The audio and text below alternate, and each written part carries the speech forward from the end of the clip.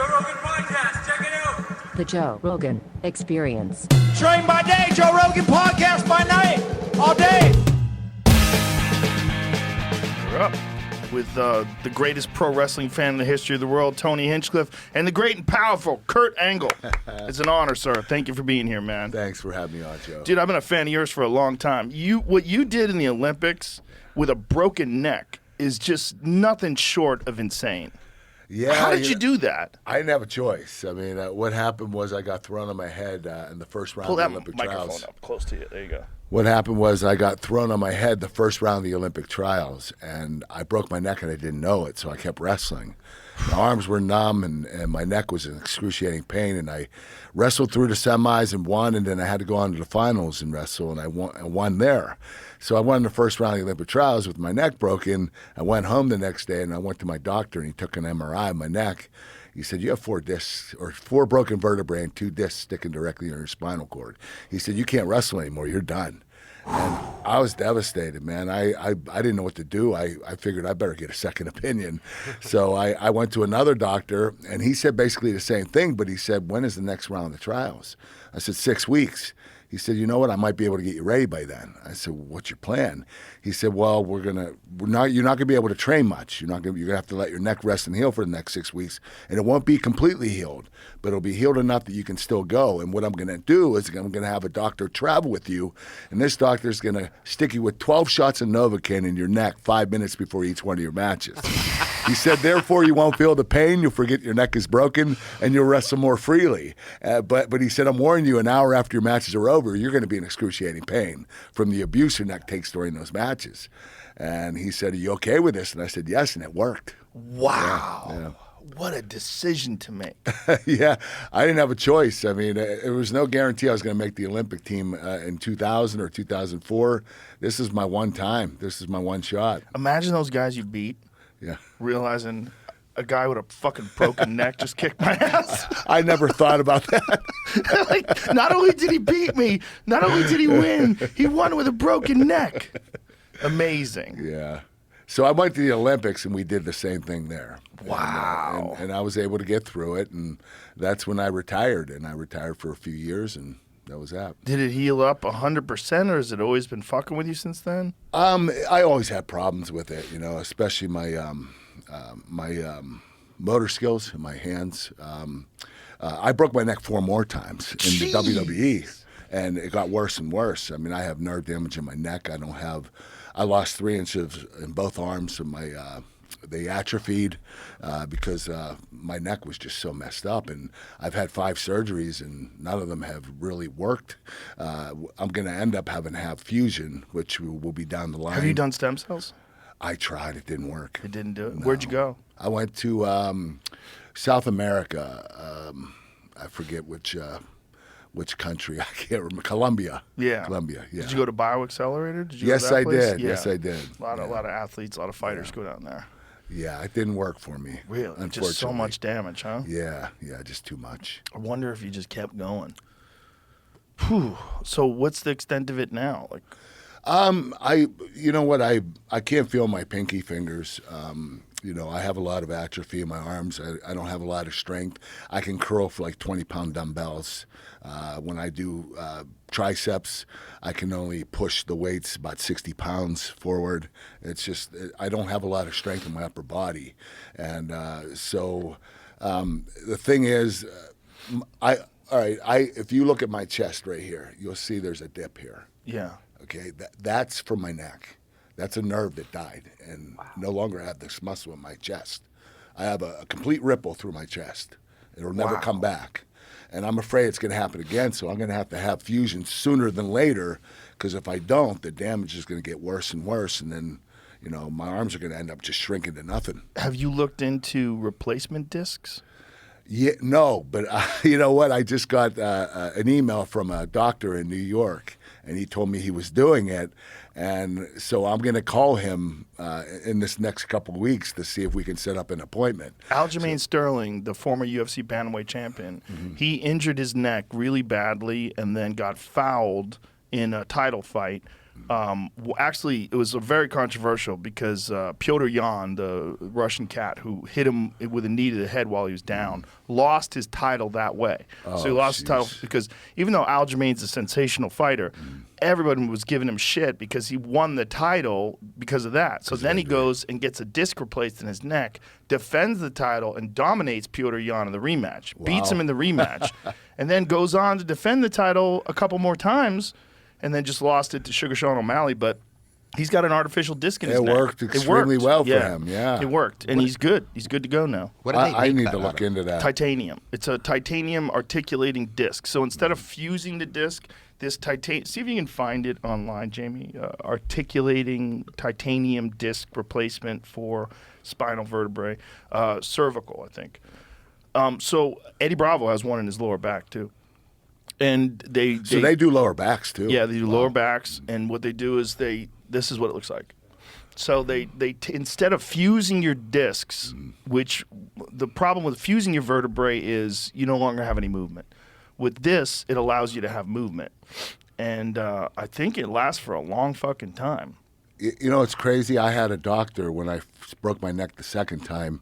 He wanted me to do fusion, and he told me that he's going to have to do 3 levels, and then I'd have to retire. Ooh. And I was like, oh, that might not be an option. It was the same doctor that Stone Cold Steve Austin had. And Steve still has problems to this day with the fusion. Everybody I know that had fusion has real problems. Yeah, and I see. That's why I'm nervous about getting it, and that's why I'm glad I found this doctor in New York City that can do it. I didn't know it was like there was a doctor out there that could do that kind of stuff. I'll connect you to Aljamain. We'll find out who he used, but his results are excellent. I mean, he went on to defend the title. I mean, in wrestling, he's a wrestler. So, like, he got caught in neck cranks, guillotines, fought his way out of stuff with this artificial disc. That's crazy. That he's fighting with an artificial disc. Fighting and winning against the best in the world. That's ridiculous, man. Incredible. And it seems like that was a pretty quick turnover because that rematch, there wasn't too much space in between. Yeah, it was pretty quick. I mean, I think he was back fighting within 8 months. You know what? I was told that when you have that done, you literally are out of the hospital and you're working out like 3 days later. Yeah. It's like it doesn't really dehabilitate you that much. You know, you're back to your normal life pretty quickly. I think it might. I mean, I don't want to say. I'm obviously not a doctor. I don't know if you knew that. No, but I didn't. It's I don't know what the best options are, but it's an option, and I think it's probably a better option in some cases than fusion. Oh, definitely. Yeah. Who wants metal in their move. neck? Yeah. Yeah. You lose your mobility in your neck. Yes. Have you ever seen Yoel Romero run? Yoel Romero got his neck fucked up in Cuba, and they just fused the whole thing. So his neck is like, so when he runs, see if you can find a video of Yoel Romero running. His shoulders are up high. Watch it. Look at him run. Oh my gosh! Yeah. So his neck doesn't move. No mobility at all. Zero mobility. Wow. And one of the best athletes that's ever competed in the UFC with a fused neck. Oh wow! There's no flexibility there. Yeah. There's no movement.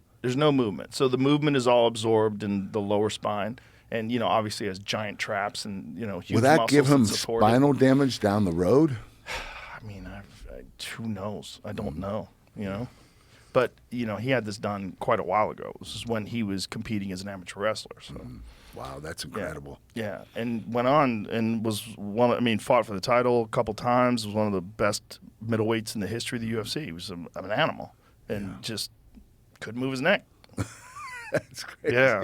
You're fighting, you can't even turn your head. Yeah, the crazy thing is he could take a hell of a shot. Yeah. And I've always wondered if one of the reasons why he takes a hell of a shot is that his neck doesn't move. It doesn't snap. Like it doesn't whip when he gets hit. Yeah.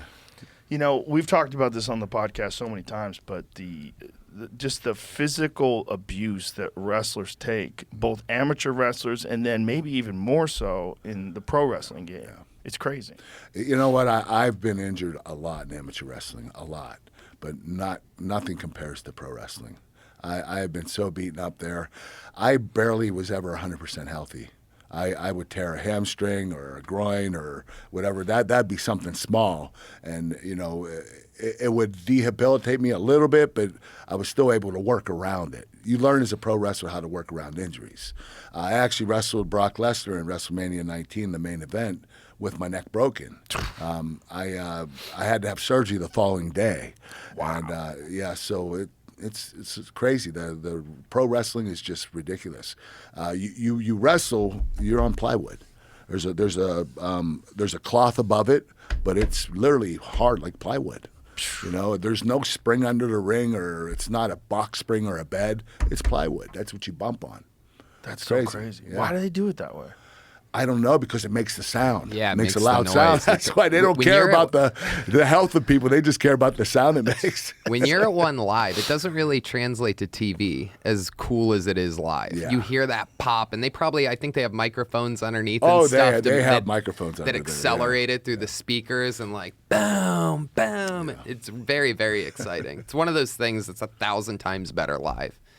Isn't there a way they can put a layer of wood and a layer of wood and then the foam, so the wood slams into the wood, but you feel the foam? Well, if you do that, then they see your little feet pushing into the foam. Oh, and they're yeah. like, oh, how do you get a run on it? Yeah. Yeah, I guess. They're like, that's a bed. I mean, not a foam like a bed. I mean, a foam like a wrestling mat, like something. That might work. Yeah, I mean, it's not a bad idea. Better for the athletes. Definitely. Like a tumble track or something. Like something that has some give to it. Well, hopefully WWE's listening. Yeah. Well, the UFC and the WWE are together now. Yes, they are. Which is very interesting. Very interesting. Like, that's a Do you gigantic think they're gonna corporation. you think they're going to cross promote? I don't know. I think they're definitely going to cross promote. What I'm interested to see is, obviously Brock was the most successful pro wrestler to ever compete in MMA. And CM Punk tried it. I'm going to be interested to see how many other guys. Bobby Lashley did it. How many other guys are going to try it?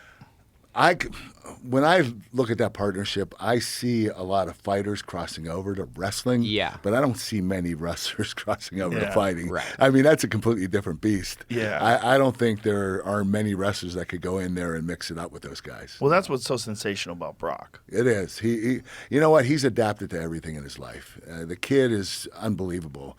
For his size, he's 310 pounds. He's the best athlete I've ever been in a ring with. I mean, he's explosive, he's quick, he's fast, he's strong as hell. I did wrestle him one time for real. And the thing was, what happened was when he came up from training from OVW, someone went up to him and asked him how he'd do against Kurt Angle. He said, I kick his ass. So, okay, they're stirring the pot, they're getting shit rolling. So the guy comes to me and says, hey, Brock said he could beat you in a wrestle match. So I went up to Brock and I said, hey, let's get in the ring right now. And he said, no, I have sandals on. I said, let's take our shoes off. I said, we'll go barefoot. He said, no. So I let it go for the week. The following week, he was in the ring with Big Show, and they were wrestling for real. And Big Show was about 530 pounds at the time. Brock was double-legging him, picking him up and slamming him. I'm like, holy shit. I don't know if I could beat this guy, right? So Big Show was facing me. He was on the other side of Brock, and Brock's back was to me. And I said, Big Show, get out. And he gets out, and I sneak up behind Brock, and I tap him on his shoulder. I go, it's time to go. So we went for about 15 minutes. And, the wrestlers tell you that I kicked his ass, that I dominated him. That's not true. I beat him, but I didn't beat him. I took him down twice. He didn't take me down at all. I mean, it wasn't like a dominating performance. I did beat him, but, he's the real deal. Oh, he really is, yeah. You know what? I'm surprised he didn't train for the Olympics. I really am. Yeah. I wonder how he would have done. I think he would have medaled. Wow, it would have been amazing. The athlete he is, yeah. Yeah. Oh, he's an insane athlete. Yeah. I'm sure you've seen his combine scores. Oh, yeah. Crazy. You know what? He was the final cut for the Minnesota Vikings, and they wanted him to go to NFL Europe for a year because they had it back then. And Brock said, I don't want to travel. And he said, I'll just do UFC. He's switching sport after sport. Doesn't matter to him. He knows he's going to be good at anything he does. That's incredible. Yeah. The video, we've talked about this so many times, video of him doing that front flip and landing on his head. Oh, God. That was with me. Yeah, WrestleMania 19. That's right. That was with you. That video, that would have probably killed most people on Earth. Mm-hmm. I thought he broke his neck. My neck was here broken. It is right yeah. here. My neck was broken, and Brock was supposed to win the title from me. And when he did this, I was like, oh, shit, I'm going to have to pin him. I mean, right that is insane. Right on his head, on plywood. So I go and cover him, and I'm like, please kick out. Don't let me hold this title for another month. And he kicks out, And then I'm going to start talking to him here, and I'm going to say, Brock, are you okay? And he's like, I don't know. And I was like, Brock, are you okay? He said, I think so. And so I said, I'm going to pick you up. I want you to give me the F5. Can you do it? He said, I think so. Right here. And you're you know grabbing what? his neck. Yep. That's what's so crazy. I know. You're grabbing his neck, and he just landed on it. You know what? He didn't hurt his neck at all. He got a concussion. What? He got a concussion. He didn't hurt his neck. No. He doesn't have a neck. That's so crazy. It's so his crazy neck might that be he bigger came than back mine. from that. Yeah. So crazy that he came back from that. And that was it. I was relieved. I got to drop the title and get my surgery the next day. Wow. Yeah. I was supposed to win. That wasn't supposed to happen. They wanted me to have a nice long title reign, but I broke my neck. Brock broke my neck the month before in a wrestling match. And so I had to I went to the doctor, and he said, you have to have surgery. So I told Vince I'm not going to wrestle WrestleMania. And I wasn't going to do it, and I was going to have surgery right away. And I went to my next-door neighbors, and this kid, he has Down syndrome, really nice kid. His name's Johnny. And he said, Kurt, I heard you're not wrestling at WrestleMania. And he gives me this magazine. It's DirecTV, and I'm on the cover with Brock. He said, I really wish you would be able to wrestle. And I thought, you know what? I'm going to wrestle to lose a title to Brock on SmackDown. That's what Vince wanted me to do. He wanted Brock just to kick me in the gut, give me an F5, and beat me. I said, I might as well just go to WrestleMania and tough it out. Go ahead and do it with the broken neck. And, is it going to make it worse? If it does, it does. But, but back then there were no liabilities. Now you can't do that stuff. There's no way the WWE is going to clear you to go out there with a broken neck and perform. How did Brock break your neck the month before that? I was on his back. I had him in a chokehold. And I was on his back. And he was on the other side of the ring. He's really strong, and he could run really fast. So I'm on his back, and he starts running to the other side of the ring, and he goes to turn so I hit the turnbuckle. Mm-hmm. Well, we only turned sideways, and my head whiplashed really fast, and it snapped. Ooh. I heard it snap, and I couldn't feel my arm. I couldn't raise my arm. You could tell in the match when you watch it. My arm's down. I couldn't raise it. My neck was in pain. I knew something was wrong, and so the next day I went to the doctor and got the MRI, and I broke my neck again. And so I decided that I was going to have the surgery, and then I actually put it off till after WrestleMania. Then I had it again. But what's crazy is I broke my neck again. Brock broke my neck again 6 months later. He hit me over the head with a chair like this, straight over top. You're supposed to bring it sideways so you don't have the pressure of your neck, your head going down your neck. So he hit me straight over and broke my neck again. 5 vertebrae I cracked. And so I was out again I had surgery again. I was out for about 3 months. I came back for WrestleMania, and I broke my neck again. Oh, my God. Okay, so I was rushing back before my neck was completely healed. That's what happened. I broke my neck 4 times in 2.5 years in WWE. And what kind of surgery did they do? A quick fix surgery. It's called a lapendectomy. They go in, they let the vertebrae heal. That's why you wait a couple months, let it heal. But they go in and they cut the disc, whatever's blocking the nerves or whatever's sticking in your spinal cord, they cut out part of the disc and they leave the rest in there. So right now I have like a little bit of disc in like 3 different levels of my neck. And they're fusing together right now because I don't have enough disc. And that's why I need to get this rubber disc doctor. Yeah. I really do. Well, I'll connect you to Aljamain. Please do, man. As quick as I can, as soon as we're done here. I wish I'd known about it before. It's such a dangerous area of your body to be injured. It is. It controls everything. Yeah. It controls your legs, too. Yeah. Do they think that, so right now, is it pushing against something right now? Is that why you're getting the atrophy? I have nerves that are being pinched, and they're not being able to flow down my arms. So my fingers are freezing cold. They're always cold. Wow. I don't have any circulation.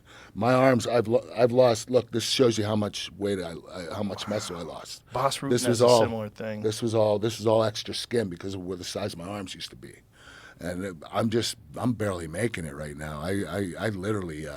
My arms are 15 inches now. They used to be 18, 19 inches. Wow. So it's, I'm struggling right now. It is the sheer volume that you guys have to do in terms of the amount of shows. it's just such an insane workload on your body. The punishment that you guys take, the fact that you do it, like how many nights a year were you wrestling?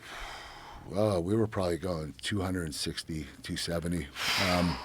I mean, there was a time in WWE where they were going 320. You know, it was ridiculous. They were going 7 days a week and doing 9 shows. So they would do 5 Monday through Friday, and then they would do 4 on the weekend. They'd do a double shot on the weekends. That's how it was back in the 80s and 90s. But then around 2000 is when they changed it, and they started having 5 shows a week. So you had 2 days off.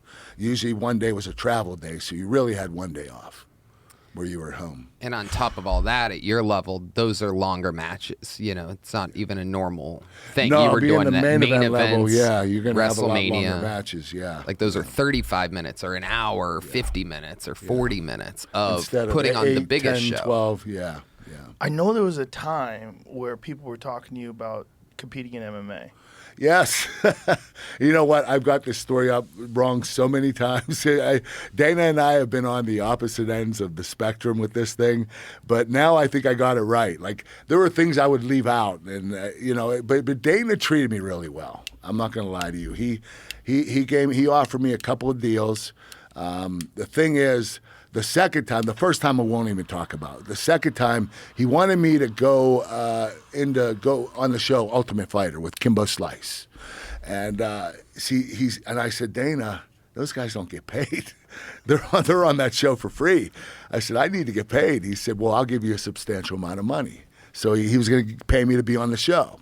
But he said, if you win, you're going to get a 6-fight deal. And if you lose, I'll probably still give you a 6-fight deal because I think you're going to be really good. And he said, but I need you to take a physical. I said, okay, let's take the physical. Well, I took the physical and I didn't pass it. So I'm glad I didn't, because my neck and all this stuff, I broke my neck 5 times up until this point when I went to see Dana. And I couldn't do 5 push-ups. And here I am, I want to fight with these world-class fighters, and my neck is like so messed up. My arms, I can't do push-ups, I can't do anything. And I would have got my butt handed to me. I mean, I might have ended up getting paralyzed, to be honest with you. Ooh. I was in no shape or condition to be able to compete with those guys. And I was fooling myself, and I'm glad I failed the physical. God. Because I probably would have went through with it. That's a different mentality. That is a different mentality. I mean, you want to talk about toughness? The toughness of pro wrestlers, the mentality that you have to be able to do 260 plus nights a year. That's insane. Yeah, you know what? I wouldn't say you're a badass. I think that I would. You're a glutton for punishment. You're abusing yourself. That's what it is. You're not beating up people. You're beating yourself up. That's what it is. You can do it over and over. That's just the fact that you knew you had a broken neck going into that match with Brock. Who the fuck does that? I don't know. When you look back on it now, is there anything you would have changed? Well, throughout my career, was there anything that I would change? Yeah. Well, we'll get into this topic, I guess. After I broke my neck the second time, the first time in WWE, I was introduced to painkillers. And when I started taking them, I really liked it. I mean, it masked the pain. I couldn't feel the pain. It kind of gave me an energetic feel. It didn't make me feel nauseous like it does a lot of people. And I started taking it. I was taking one every 4 to 6 hours like I was told.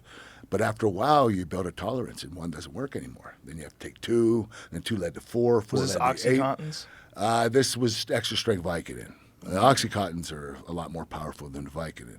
But I was taking 65 extra strength Vicodin a day. Whoa. That's how out of control I got. And I was hiding it from the company. And I mean, I was in serious trouble. And does that even make you high at that point? Or does it just keep you from going into withdrawals? It kept me from going through withdrawals, but there were times where I passed out. I mean, the company knew. Some of my friends knew. I'll give you an example. There was one point. This is how bad it got. There was one point in my career where my brother called me. I was at a house show, an untelevised show for WWE. It was the night before I was going to have the biggest match of my career with Brock Lesnar the next day. It was an Iron Man match on SmackDown. And my brother calls me and says, hey, your sister just died of a heroin overdose. And it crushed me. I mean, I was crying. I was in such pain thinking about my sister, who was only 40 years old, dying from a heroin overdose. And the thing is, I wasn't able to talk to her because I told her 8 months prior, if she doesn't get clean, I'm not gonna talk to you. So I didn't talk to her for 8 months, and then this happens. And so here I am. I'm in the hotel room, and I look at my pills. I said, fuck it. I took 20 of them, threw them in my mouth, chewed them up, and swallowed them. Oh, my God. I didn't wake up till 5 o'clock in the afternoon the next day. And I had the biggest match of my career. Oh, my That God. night. So what time did you have to be to the arena, and did you do Well, it? we had to be there at 1, but I didn't get there till 5:30. Right. Yeah. But, I ended up doing it. The WWE was trying to call me the whole time. They were like, they wanted to tell me that, hey, you can go home, plan a funeral for your sister. You don't have to do this match.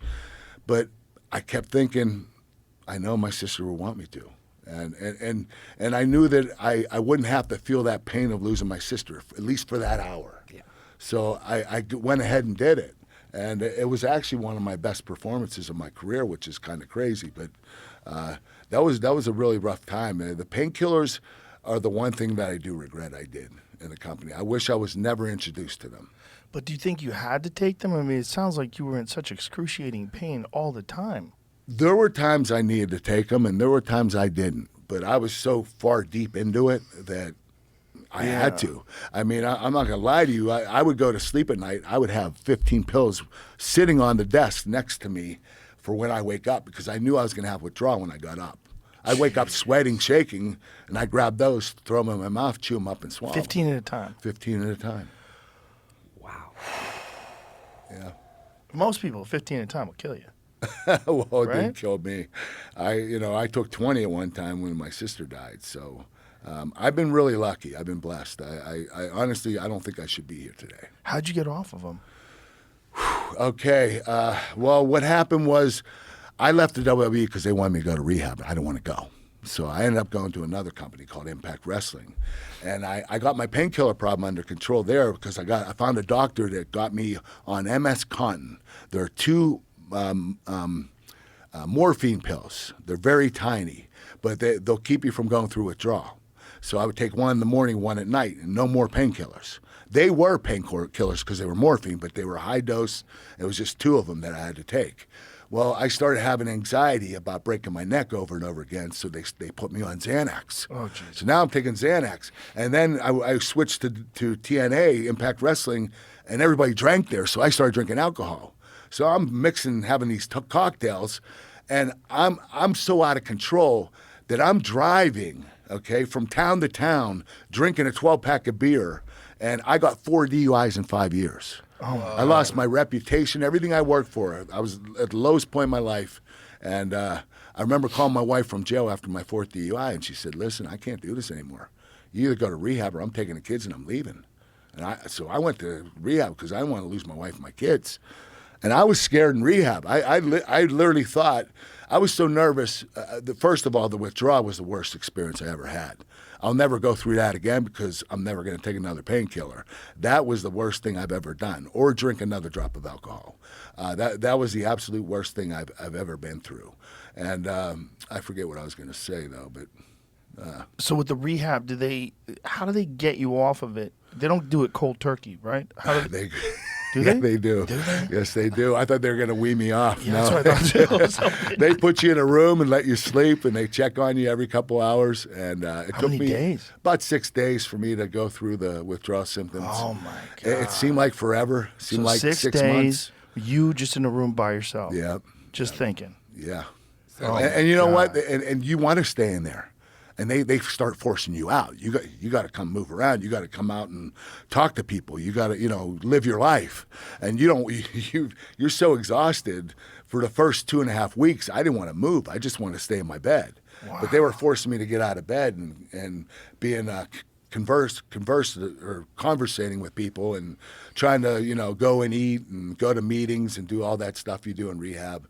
So it was really tough. How long did it take before you felt normal? Well, I would say 2 weeks where I really felt normal. But the thing is, the last 2 weeks, because I spent a month in rehab, the last 2 weeks, I was so nervous that I was going to fuck up again. Like, I literally didn't want to leave rehab. I was scared that I was going to go back to it right when I got out. So many guys do. It's Yeah, so that's crazy. why, like, I hear all these stories, and I'm like, oh, it's going to happen to you too, man. And but the one thing that I kept going across in my mind was going through withdrawal. I don't want to do that again, and I know if I start taking them, I'm going to have to experience that again, and I don't want to. It was that bad. It was that bad. What is it like? Like, what does withdrawal feel like? Okay, you're sweating because you're hot and you're cold at the same time. You're shitting your pants. You're throwing up. You can't think straight. Your body's shaking. You're getting hot sweats, cold sweats.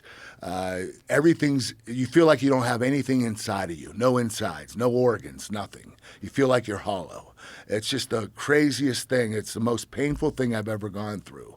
And, I'm sure people have been in a lot more pain than that with certain things they've had done to themselves.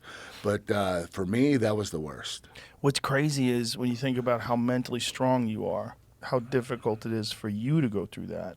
Now, think of the average person. Have you seen that Painkiller show on Netflix? I watched some of it, yeah. Fucking what they did to this country is so crazy. Oh, I know. They're advertising it. Hey, this is the best drug since whatever, and this will keep you, keep you moving every day and give you a healthy lifestyle. Meanwhile, they didn't tell you that they're opiates and they're addictive and that they could kill you. Yeah. Yeah. The one to start and the one to stay with. What was the slogan that they used, Jamie? Do you remember? We talked to Peter Berg, who made that show. Mm-hmm. And, he had to do a lot of research on the Sackler family and what they did and how they engineered this and how they knew that. People weren't just taking painkillers back then. It wasn't a normal thing. Right. Like when I was a kid, we talked about this. When I was a kid, for someone to take heroin was crazy. When you found out someone was taking heroin, you're like, Jesus Christ, Mike's taking heroin? Right. But when those pills came around, because it was prescribed by a doctor, everybody's like, it's fine. It's okay. I thought it was too. I said, this is legal. My doctor's giving it to me. This is what I need. But I knew, after I started taking more than 4 and I was taking 5, 6, 7, 8, I knew I wasn't doing the right thing. I knew that I was going against what the doctors wanted. Because you know what I would do? I had 12 doctors that I was calling. Oh. Okay, so, I had 12 different pharmacies because you can't go to the same pharmacy twice in 1 month. Oh, my God. Okay, and I had a Mexican contact where I got them illegally. So I was getting about 2,700 pills a month. Oh, my God. That is that. Oh, and my you know what? That's all you God. think about. That's all you think about is how you're going to get your drug the next time. So I have this calendar, and every day it tells me which doctor to contact or contact your Mexican contact down in Mexico. So I have all these things set up so that I can get what I need, and it takes over your life. You no longer live in your life. Your marriage is, you're not worried about your marriage, your kids, your job, nothing. You're just worried about how you're going to get the drugs. God. So crazy. And it's so crazy that this didn't exist. This didn't exist in America till, a couple decades ago? Yeah. When it started? Yeah. Now, who's the people that... The Sackler family. Okay, are they affiliated with Purdue or... Yes. Okay. Purdue Pharma. Okay. Yeah. Okay. Yeah, the story from the documentary is sensational. The series on Netflix is sensational. And it just shows how fucking evil those people were. Well, I wonder if they actually knew the dangers that were involved when they first started. It seems like they knew. They did? It seems like they knew a lot. They absolutely knew it was addictive. That's why the FDA wouldn't approve it. And then they took this guy. There was one guy from the FDA that approved it. And this guy would not approve it. He was like, this is heroin. Like, I'm not going to approve this. Right. And then they took this guy and they took him to a fucking hotel. And they had him in a hotel for 2 days. I don't know what they did. Like, no one knows what they did in this hotel for 2 days. But after the 2 days, he came out and instead of saying it's non-addictive, for the first time ever, they said it is believed to not be addictive. Wow. They What said is the like opposite. somebody said it. Yeah. Like somebody believes it. Do you believe it? like Yeah, I don't believing think in- it's addictive. Okay, it's believed to not be addictive. I mean, Okay. to use that sort of terminology, you just need one person Yeah, or to say someone that, yeah. Just approval from one person. for one of the most dangerous drugs that this country's ever experienced. I mean, It is the most dangerous drug. yeah. Yeah. You look at the amount of people that have died from it. I mean, somewhere, the opiate overdoses in America are somewhere in the neighborhood of 100,000 a year. That's which is ridiculous. so crazy. So in 10 years, 1 million people die from this stuff. Wow. And who knows how many people committed suicide? Who knows how many people died from car accidents? How many lives and families were wrecked? Yeah, the painkillers being affiliated with that yeah. too. Yeah. Yes. Yeah. So many, and it's just insane. It's insane how much power money has, and that a pharmaceutical company could influence people in that way. And in this documentary, they show, in the docuseries rather, they show how they did it.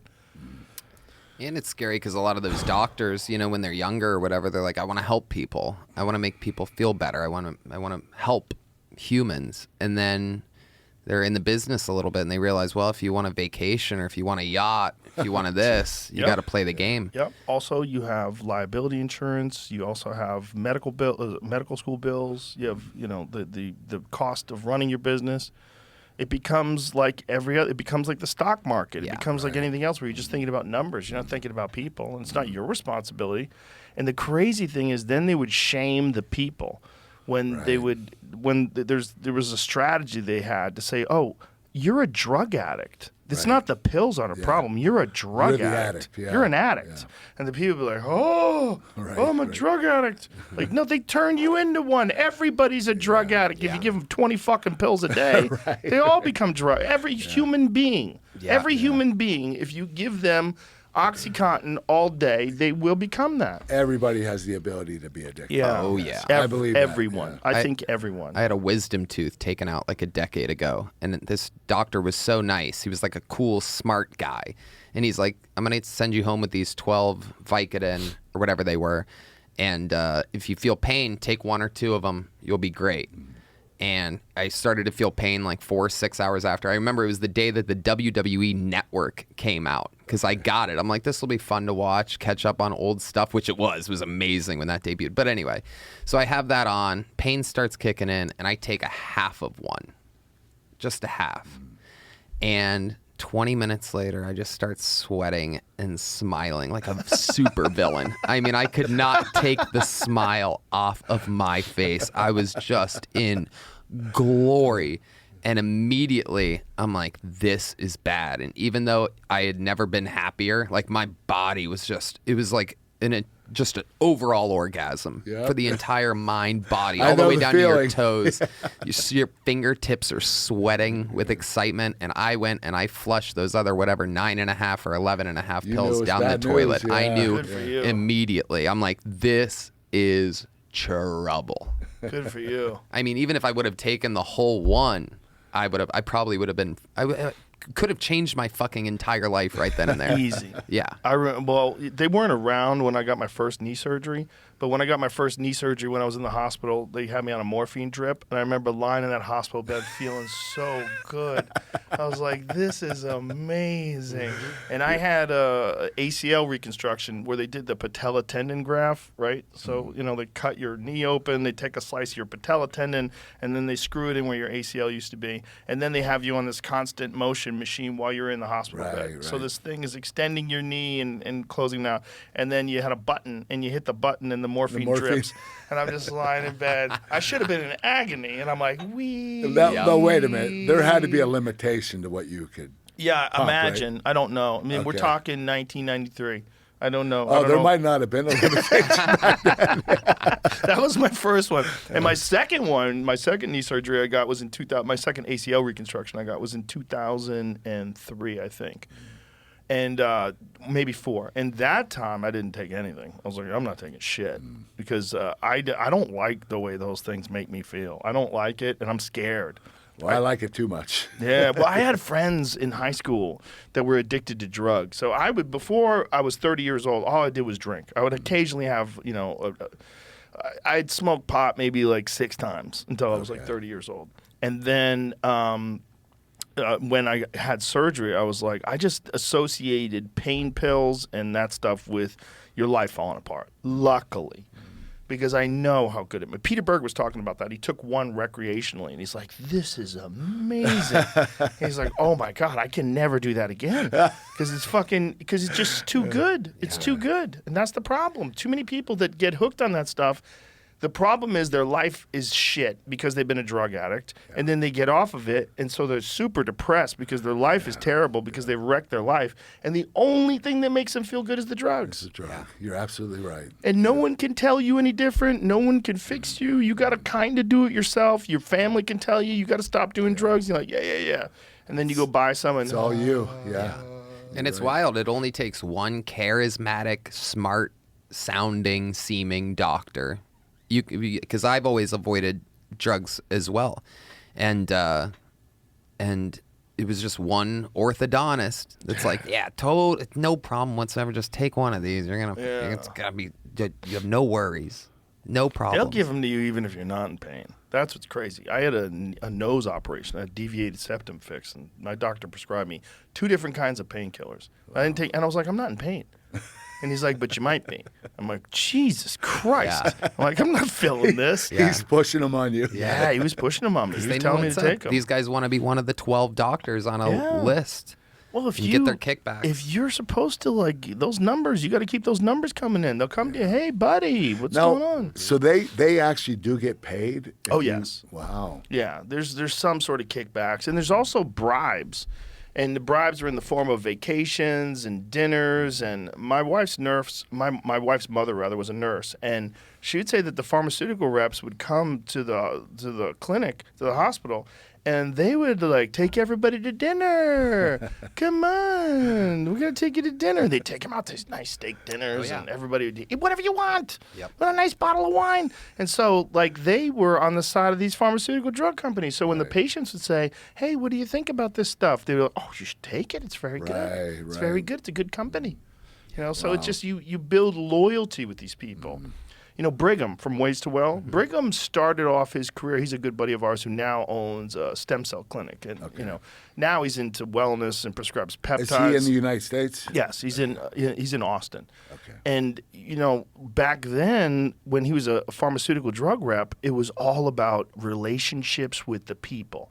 Like, you would go to the kids' games, you would know all these people, you would know all the doctors and nurses. You had to be on a first name, but you were their friend. And so the more they liked you, the more likely they were to prescribe your drugs, the more they would give it out to people. And they were building trust. Building trust. And in Painkiller, in the documentary, the Netflix series, they hire these really hot young girls that were the representatives that would go to the doctors and sell this stuff and bring the brochures, and they had a little spiel that they would sell. It's crazy. It's crazy what they did. I mean, they followed the law. Look, if you want to be an evil sociopath, it's really that the way they did it that's the way to do it. And it's the most effective way to make a lot of money. Right. They made billions. And you know what? They didn't break the law, I guess. You know? Sort of, kind of. But what's interesting now is because of the Netflix series, they were going to sign some sort of a deal where they give $6 billion and they were going to have immunity to prosecution. And a judge looked at it after the series and went, hold on, we're not signing off on this. Right. Like, we need to find out what the fuck is going on. Like, what did you guys do? Like, what did you do to the world? What did you do to the country? Yeah. So are they looking for more money? Well, they're not just looking for more money. They're now talking about criminal prosecution. I don't know what's going to happen. I mean, it's like you would like people to be held responsible for it, but unfortunately, they have so much money they can pay the lawmakers, they can pay the Congress, they can do anything. It's very weird. It's very weird that they allowed them to. I mean, it's evil. It's really evil. They ruined the lives of untold millions of people. I don't know if I could ever do something like that. Of course you couldn't. Of course, come up with something that I know people are going to get addicted to, and I think and lie to them. One of those things where you become accustomed to it because everyone like you is doing it, and it becomes part of what you do. You know, I think it's just people adapt to whatever environment they're in, and if your environment is in getting pills to people, that's your job.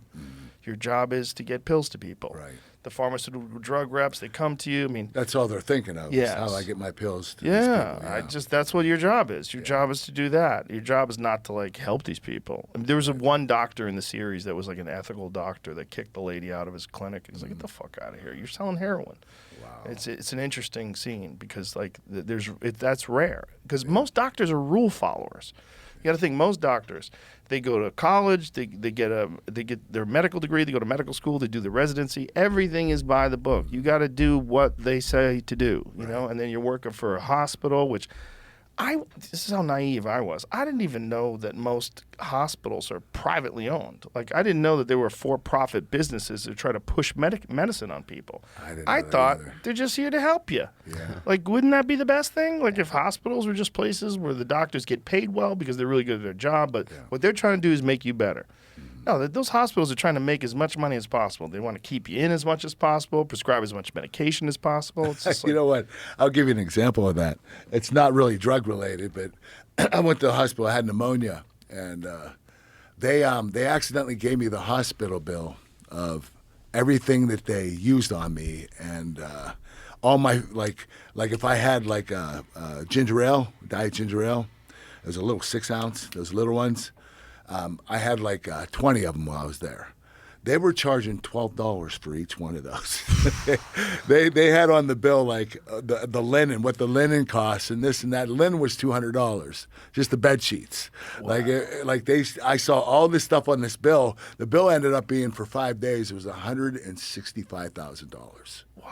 How could you spend $165,000 just laying in a hospital bed? You know, they're serving you 3 meals a day. Ale. Yeah. That's it. I mean, $167,000. It's ridiculous. It's a business. Yeah, that's what's crazy about business, right? In businesses, people just want to make the most money possible. It's crazy. Fucking crazy when it's involving pills and people's health. Yeah. God. So how many years have you been clean now? 12 years. That's awesome. Yeah. Congratulations. Yeah. That must be very nice. Yeah, it's nice. You know, I don't have a lot of, thank God I don't have a lot of triggers anymore. I used to because I was going through a lot of pain. And I had my knees replaced. I had my back surgery. So I'm actually on the mend now. When did you have your knees I have the replaced? shoulder replaced, too. I had them replaced a year ago. And How'd that go? Really good, really good. I was literally... my doctor's really progressive. Like he got me out of bed the day of surgery, had me walking around. It was ridiculous. Did you do one at a time or both at the same time? Both at the same time. Oh my God. So you're walking around with 2 new knees? I left the hospital without using anything. I walked out of the hospital the next day. Jeez. Yeah, and he wanted me to walk up the steps and down the steps. And Wow. it was crazy. I mean, it didn't take me long to recover, though. Probably 4 or 5 months. It usually takes a year, but I did in probably 4 or 5 months. Wow. Yeah. Wow. With no painkillers. No painkillers. No. Do you take CBD or anything like that? I tried CBD. It doesn't really work on me, but I think the volume of pain you're dealing with is probably outside of CBD's is there a way pay scale. is there a way to OD on CBD? No, I don't believe so. Might be. I mean, it might be bad for you. As I look at a Killcliff with CBD in it, this is 25 milligrams. This is nothing. Yeah, it's CBD is like for people that have like mild arthritis and general discomfort and inflammation. It's not for what you were dealing with. Right. Shoulder replacements, knee replacements, disc replacements. I'm gonna have to have. I can't wait to get my neck done. I mean, I need that number of that doctor, man. That's all I'm thinking about right now, Joe. Yeah, well, as soon as we get out of here, I'll contact Aljo and try to get that hooked up and find out, because his is amazing. I mean, the fact that he was able to get that surgery, I believe Chris Weidman got the same surgery. I don't know if it's from the same doctor, but several guys in the UFC have gotten that surgery. You know what? John Cena had it too. Oh, yeah? I believe, but his was a rubber disc. Interesting. Yeah. It was, How long ago was different. this? Probably 7 or 8 years ago. Yeah. He had interesting. neck surgery. I believe he had a rubber disc put in his neck. And I'm not so sure that's going to last as long as the other one that the doctor that does yours. Yeah. Yeah. That's the scary thing is they'll tell you, like, we'll replace something, whether it's a hip or whatever, but in 20 years, you're going to need a new one. I know. Yeah. They told me to take care of your knees because they won't last forever. What did they give you, like a timeline? 15, 20. But I told him, can I run on him? And he said, no, but I run on him. Jesus, Yeah. Kurt. You do a lot of cardio to make up for all the stuff that you can't do? I run. I only run 2 miles, 2 or 3 days a week because of my knees. Yeah. I don't want to overdo it because I know they'll probably go to shit in a year or two if I abuse them too much. So I do very little. I run a couple miles 3 days a week. Not a lot.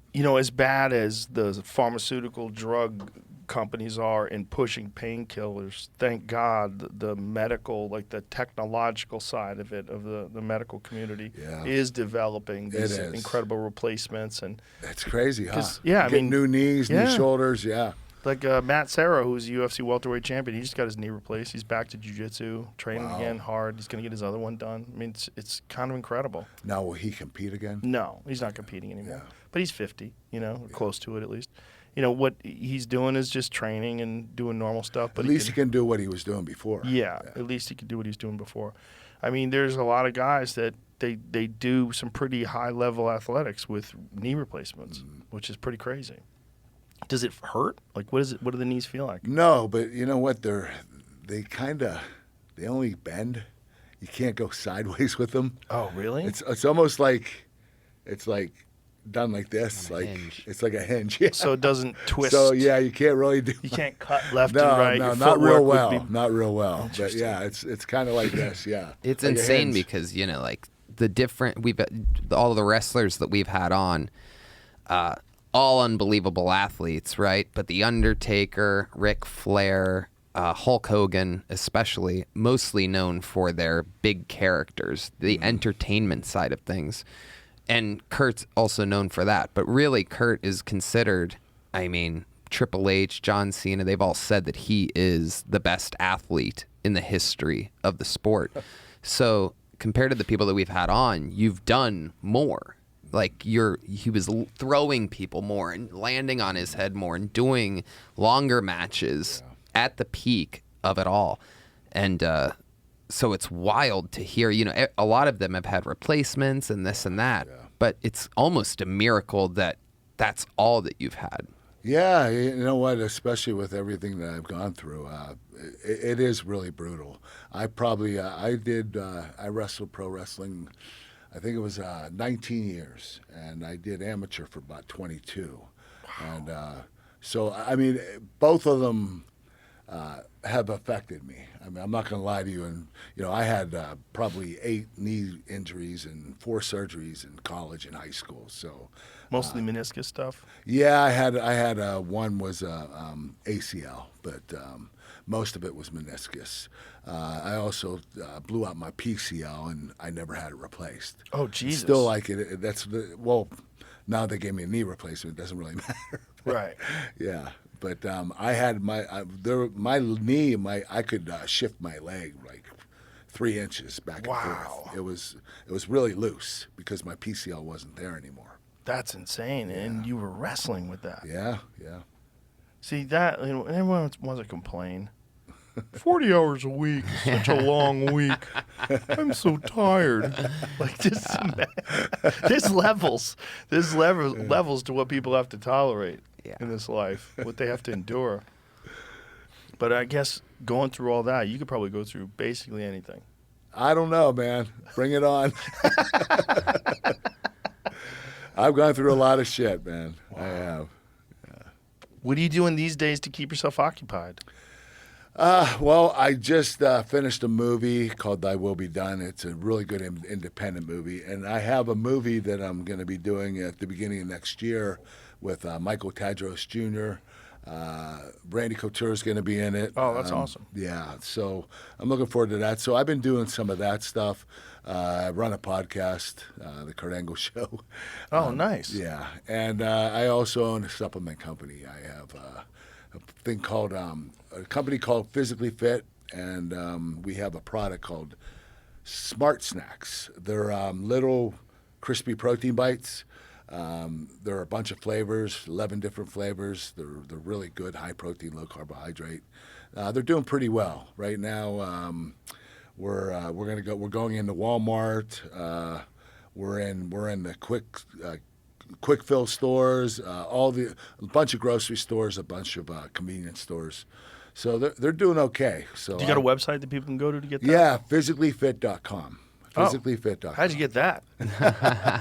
That's incredible. Yeah. How'd you get that? That's a fucking incredible URL.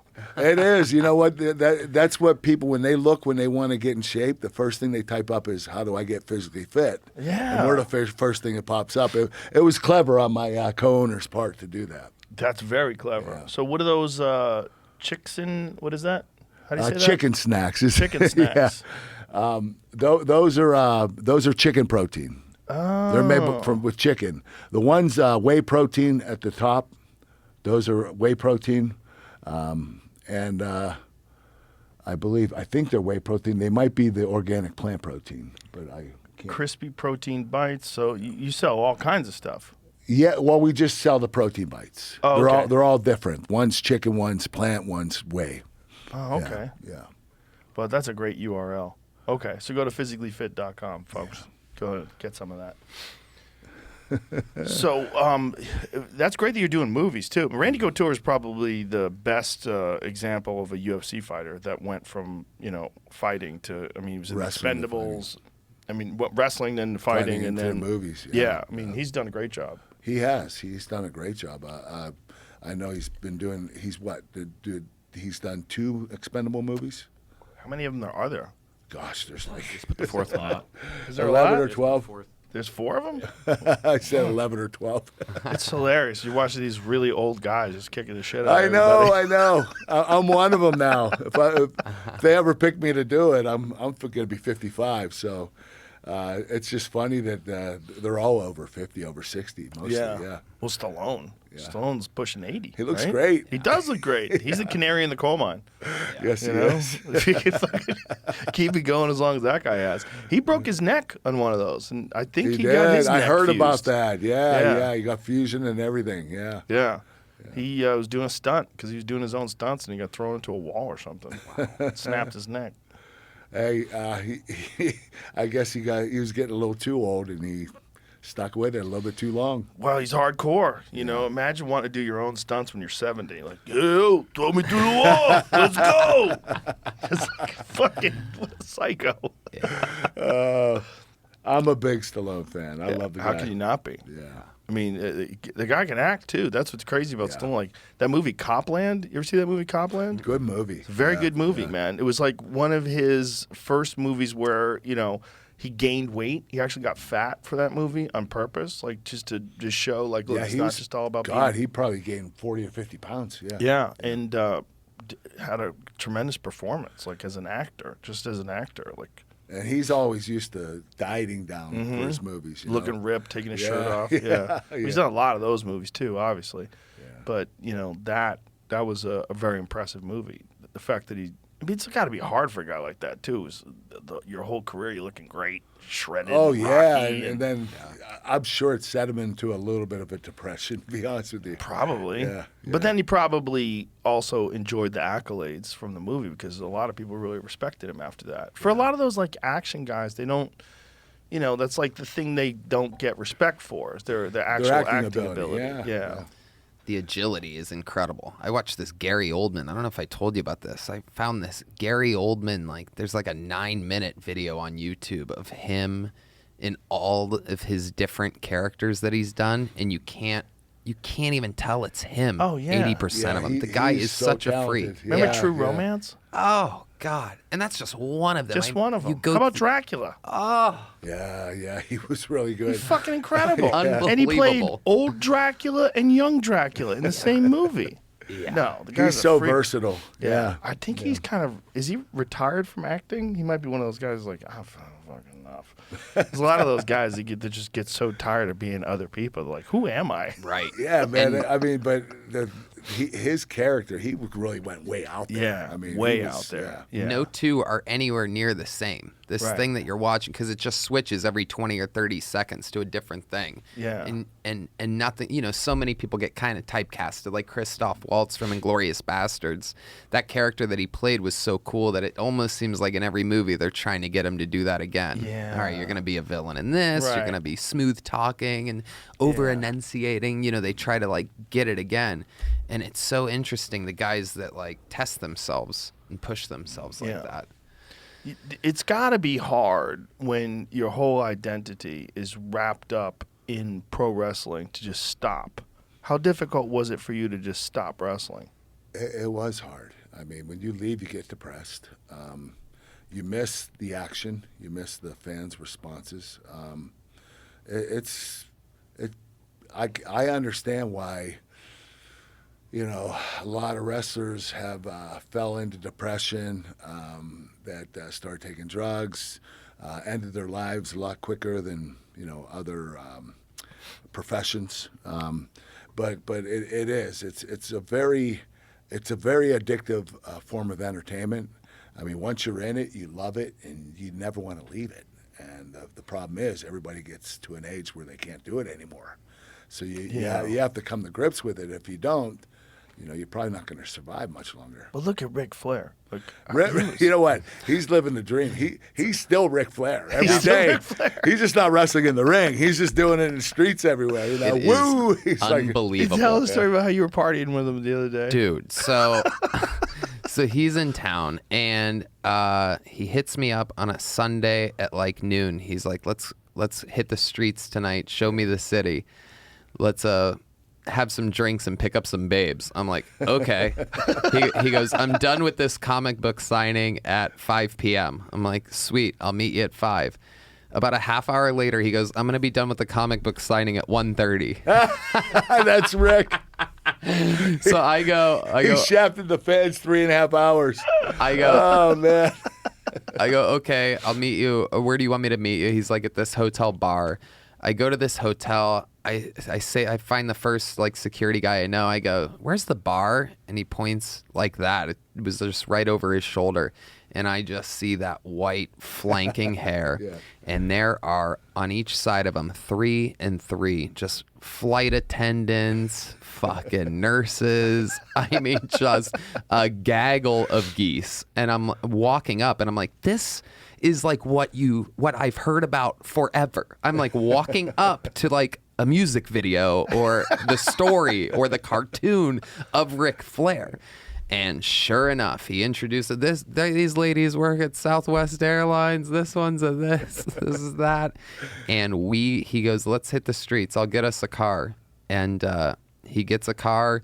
He gives the guy a stack of hundreds. He goes, you're going to be our driver for the day. This random Uber driver's like, okay.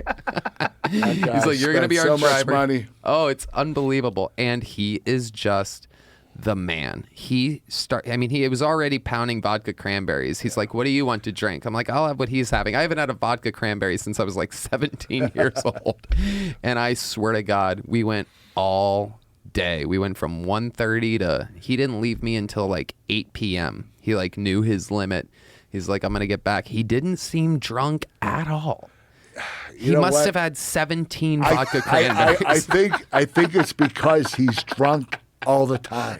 That's what I think. And he's so nice to everybody. There's a part of me when you're, when I've been around so many big people for so long where I'm like if they're with me, I'm like kind of protective, like, come on, give them some air, this and that. But he was just embracing everybody. So cool. So nice, and everyone gravitates towards him. He loves Waka to Flocka conversate. Flame, Yeah, rappers, or he'll like talk I to heard, anybody. Yeah. Waka Flocka Flame, one of the great rappers, shows up. He goes, "Yeah, Rick, I heard you were here. What's up? Let's hang out." Like people find out where he is and gravitate towards him. It's everything you hear about. It's like being inside of a story. It's hard to describe. He's a lot of fun. He is Living Ric legend. Flair. He's is a real living legend. Yep. Yeah. He lives the gimmick 24/7. Yep. And he says he's making more money now with, He with his is. cannabis He company than he is. ever made in pro wrestling. You know what? He told me when he was in WCW, he was only making $600 a year, $600,000 a year. Wow. And it's because when WCW bought out Crockett, the promotion down in the South, when they bought it out, they bought out Rick's contract. His contract was $600,000. So the WCW kept it at that for the rest of Rick's career. Wow. Which was bullshit. Rick should have been getting paid 4 or 5 times that. So, he always had money, but he was running out because he wasn't making as much as people thought he was. Right, and he was living that life. He lives a life. He does. Because whatever came in, he lives came a out. life. Yeah. Well, he and a lot of these guys, they did the small circuit, and then they came up, and then they eventually got to the WWE or the WWF back then. You went from the Olympics right into the big time. Yeah. Did you do any small shows to prepare? No. Nothing. Okay. The crazy thing was I didn't even watch pro wrestling. Wow. So I was relatively new. When I called the WWE in 1998, they offered me a contract in 1996, right after the Olympics. I went up and met with Vince, and he gave me a multi-million-dollar deal and threw it on the desk, and he said, hey, 10-year deal, let's do it. I said, can I go home and think about it? So I went home and went to my agent, and he grabbed the contract. He threw it in the trash. He was a former amateur wrestler, also an NFL football player, former NFL player. His name's Ralph Sindrich. So he said, you're not going to do that crap. You're the real deal. I'll get you a better job. So he gets me a job as a sportscaster in Pittsburgh for Fox. And it was the worst experience of my life. I mean, I was really bad. And the thing is, it was a startup station, so I didn't get to rehearse. So the first night on the air, here I am, I'm anchoring the sports, and my teleprompter goes out. And my scripts, when I went into the studio, I ran to the producer, and they all went up in the air and fell out of order. So when I put them down, they were out of order. So I'm looking at the teleprompter. The producer says, just look at the teleprompter. Don't look at anything else. Just read it. And I go to read it, and it goes black. It goes out. Wow. And I'm just sitting there for a minute. And the producer says, Kurt, say something. Say anything. So I remembered the first story was Duquesne basketball. They played tonight. Let's go to the highlights because I didn't know what else to say. And so the next sport, I had to guess what it was. And I guessed it was baseball, and it was actually football. So the whole segment turned out to be a disaster. That was my first night on the air. You had a guess. And it didn't get any better. So anyway, I spent a year there. So at the end of 1997, I started watching WWE, and I fell in love with a character named Stone Cold Steve Austin. He was just kicking ass. I mean, he's flipping off his boss. I thought he was the coolest thing in the world. And so I decided to call the WWE in early 1998, and I said, "Is that contract still stand from 1996?" They said, "No, but you can come up and try out." So I went up and tried out. After the first day, I picked up on it pretty quickly, so they gave me a contract, and I trained for about 7 months. And they literally they had me training. The first 3 months was a week a month, where I just went up to WWE. I went into their studio, and I would train with a couple of wrestlers. And so I'd only do that 1 week a month for 3 months. And then the following 4 months, they sent me to Memphis, to a smaller territory down in Memphis. And I worked there for 4 months, where I did 1 TV a week for 4 months. And then Vince brought me up on the TV. I was only training for 7 months. I wasn't ready to be on TV. And he wanted me to go on TV at that point in time. So I was like, Vince, you want me to cut a promo tonight? I don't even know how to cut a promo. I didn't learn that down in Memphis. I did 1 or 2 promos in Memphis, and they were horrible. And now Vince wants me to cut a promo for 5 minutes. And he's going to tell me it. He's not even going to write it down. He's going to tell me what it is, and he wants me to go out there and do it. I'm like, holy shit, there's no way. So I said, well, okay, go tell me the promo. So he starts talking, and the whole time I'm just thinking, this is fucking long. This is really fucking long. I'm not going to remember any of this. So when he gets done, I said, Vince, I'm sorry, but I didn't hear a word you said. You're going to have to repeat it again. So he said, I'm going to tell you one more time, and you got to go out there and do it. You either sink or swim. Wow. So I went out, and I did about 80% right, and he was like, I think I have somebody here. I think it's a guy I can work with. So I was learning on the job, and I was getting better and better every week. And Vince continued to push me. Within 3 months, I was at the main event level. It was like, whoa, like what's going on here? Why am I getting pushed so hard? And he just wanted to create another star, and he thought I had the ability to do it. And I was able to follow up on it. I did all the promos the right way, did all the pre-tapes. My matches were great. Did you get like a coach in how to do the promos? Like, how'd you learn how to do them? No, I learned on the job. Oh, They were giving me promos. I had a great writer that wrote for me, and I had a lot of funny shit I did in WWE. Yeah, you did. Was a lot of that you and your writer laughing with each other? Like, does this come my writer from Vince? writing it for me. So, like, the milk, Yeah, that's him? that was my writer, Brian Gewirtz. He sprayed people with milk. I did a lot of stuff. I did a battle rap with John Cena. I did what else did I do? I did the sexy Kurt when I imitated Shawn Michaels. There was like, I'll give you something that I did. For example, I was such an idiot. Like I always fucked up. So there was one night where I was supposed to wrestle Rey Mysterio. I was like, Rey Mysterio, you're a boy in a man's world, and I'm a man who loves to play with boys. And I go, no, that's not what I meant to say. And then I would say something else, and that would fuck me up too. I'd be like, no, not that either. So fans got to make fun of me and laugh with me. It was a really cool relationship I had with them. I was the bad guy, but they kind of loved me. Yeah. You know? At one point in time, Tony was going to get hired by the WWE, but he didn't want to move to Connecticut. He was going to be one of the writers. Yeah.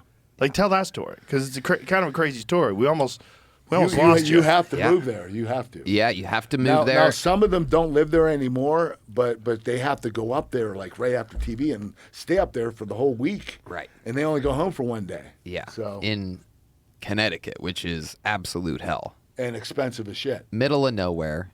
And yeah, I can't even remember. It was so long ago, but I got this meeting with them. Somebody wanted to talk with me. They heard that I was a pro wrestling fan, and I just destroyed at this meeting, and I gave them a bunch of crazy ideas that I just had in the back of my head forever. Stuff for The Undertaker to do, stuff for this, stuff for that. And I killed it at this meeting, and they offered me a full-time job. But at the time, I was already 3, 4, 5 years into stand-up comedy and working at the store. I devoted everything to stand-up comedy. Right. So there's no way I could go backwards, especially for like a job with a boss and bosses and word on the street. Like Patrice O'Neal, a great comedian, took the job. And famously, anybody who takes the job, they're like, it's hell. It's fun. I didn't know Patrice took that job. Oh, he was doing it. He was really? in it. Oh, yeah. He went to Connecticut, the whole deal? Well, they pay you so good. It's like hundreds and hundreds of thousands of dollars because they make so much money. And the writers are so important because they're putting out so much content, 2, 3 shows a week, pay-per-views, all of these big, long, drawn-out storylines like week after week. And they write six months ahead of time. And they rewrite the day of. Yep. So it's a nightmare. Vince will go, I hate it, change everything the day of, famously, an hour before. And as a real fan... That's happened many times. Yeah. Yeah. And you hear these things, and it's like, God, it would have been cool if it would have been cool. What I mean by that is like if I could do it during the day and then take a train to New York City and do stand-up, that would have been fine. But it's not that kind of job. It's we need you in the office right now. Where are you? That type of thing. Right, so you could have had a gig. You would have had to cancel your gig. Yeah. Yeah. Ugh. But, Stephanie McMahon fired him 6 times. Yeah. According to this article I'm reading about. That's what they do. Now. They fire you. Who got fired 6 times? Patrice, because he had stand-up gigs conflicting with his WWE stuff, and said and they hired him back. Yeah, it says Stephanie incredulously fired him 6 times. Yeah. That's hilarious. I had no idea Patrice did that. Mm-hmm. I never heard that story. Yeah. I can't believe I haven't mentioned it before. I can't believe I didn't know. Yeah. No, I mean, the money, especially then. I mean, I was so broke, it was crazy for me to turn down the job. I mean, I was fucking starving. This is like right before I start writing on the roasts and on television, right before. And I'm not headlining yet. Couldn't sell a ticket to my name. Just some comedy store door guy. So like I should have, on paper, I am a moron for not taking the job, but it was a huge gamble that thank God paid off. Yeah, well, you believed in yourself. But yeah, I mean, it also would have been fun. It'd be fun to like have a clone of me and live that life for a bit, because I think I would have done some really crazy stuff. I think I would have worked my way up really fast and probably been. Yeah. Oh, you would have been a mastermind at that Yeah. stuff because you're such a fan. Yeah. And you're so good at writing shit for other people too. Yeah. You know, Brian Gewirtz, that's what he was. He was a huge fan. I don't know if you know who Brian is. Well, he's the one that he wrote for The Rock, for me, for Chris Jericho, Edge and Christian. He would write for guys he had certain chemistry with. Right. And he actually wrote a book this past year, and he's had a lot of success. Actually, you know who hired him? Stole him from WWE, The Rock. The Rock, he works for his production company now. Oh, nice. Yeah, $7 Productions. I That's mean- where Brian is now. And that's what you were part of. This guy was part of peak entertainment. You look at Cena, The Rock, Kurt Angle. This was all every Monday, every Sunday, every Thursday, every Friday. That was, I mean, everybody's a star. They stayed they're- stars. Hogan's movie career, while he was in some stuff, it was always like, kind of low budget. Tonight on the USA Network, a Hulk Hogan movie. Whereas, The Rock is fucking, he's number one, right? Yes. And Cena and Batista are kicking ass. Yeah, too. Batista, exactly. And this is all his class. These are his people. Batista's doing some real movies, man. He is. He's challenging himself. That Glass Onion movie, Yeah. that's Yeah. a great fucking movie, Yeah. man. He was great in that. Yeah, he's talented. Very You know, it's talented. crazy, man. He was like I guess he was a doorman for a bar in D.C. and he was always big jacked up dude, and someone came up to him and said, "Hey, you should be a pro wrestler." Look at him.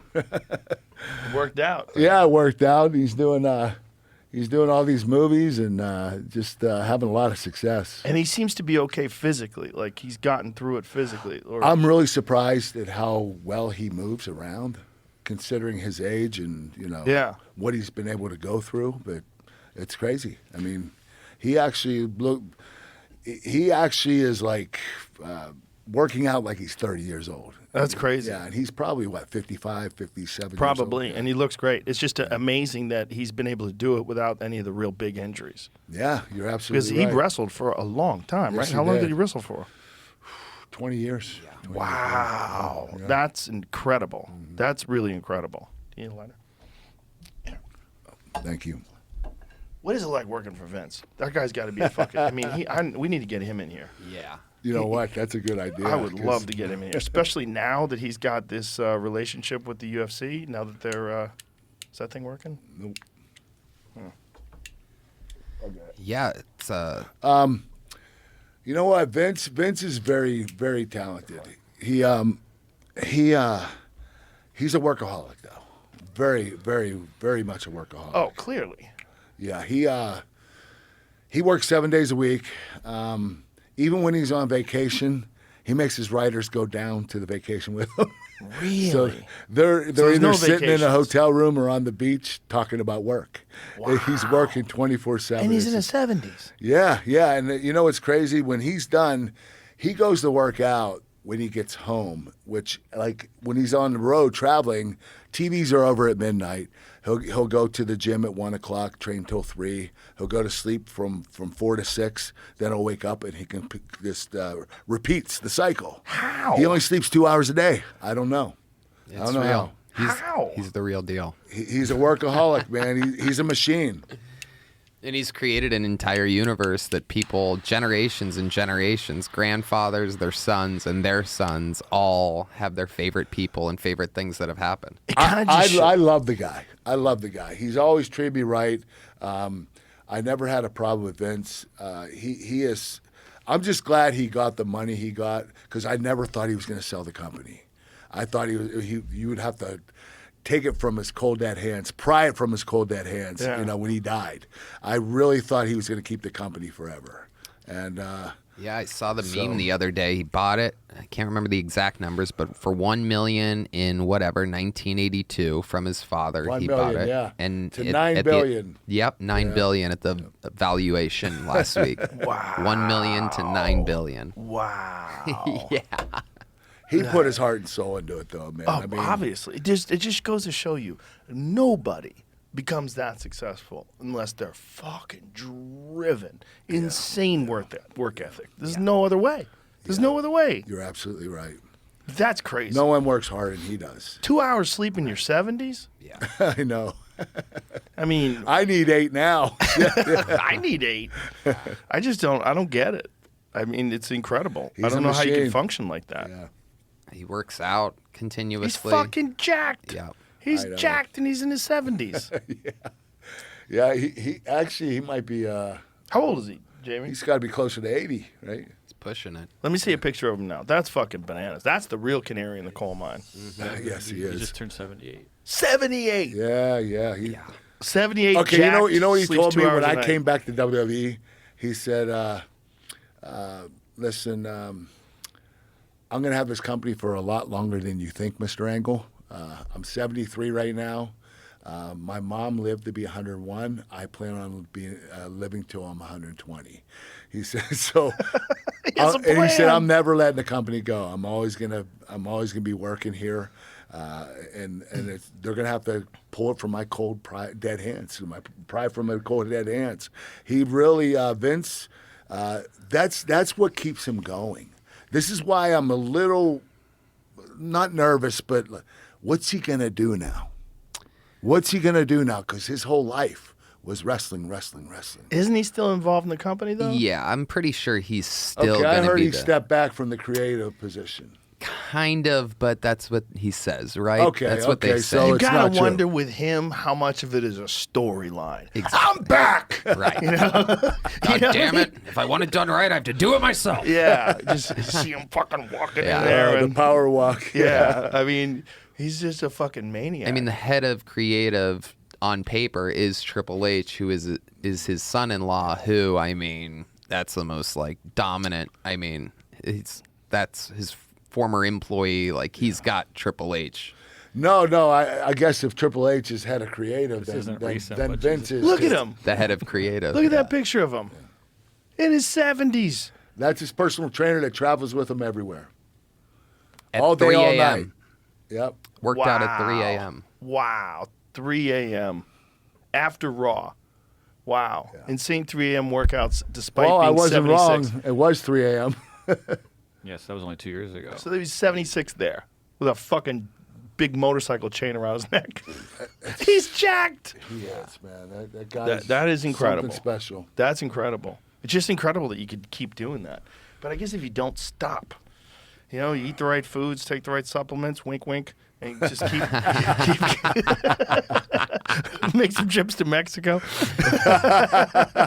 You can keep that fucking trainer rolling, like the fucking Aerosmith song. Train kept a rolling all night long. Look at him there, squatting almost 1,000 Belt pounds. squat, 1,000 pounds. Belt squat 1,000 pounds at 76. I mean, that's fucking bonkers.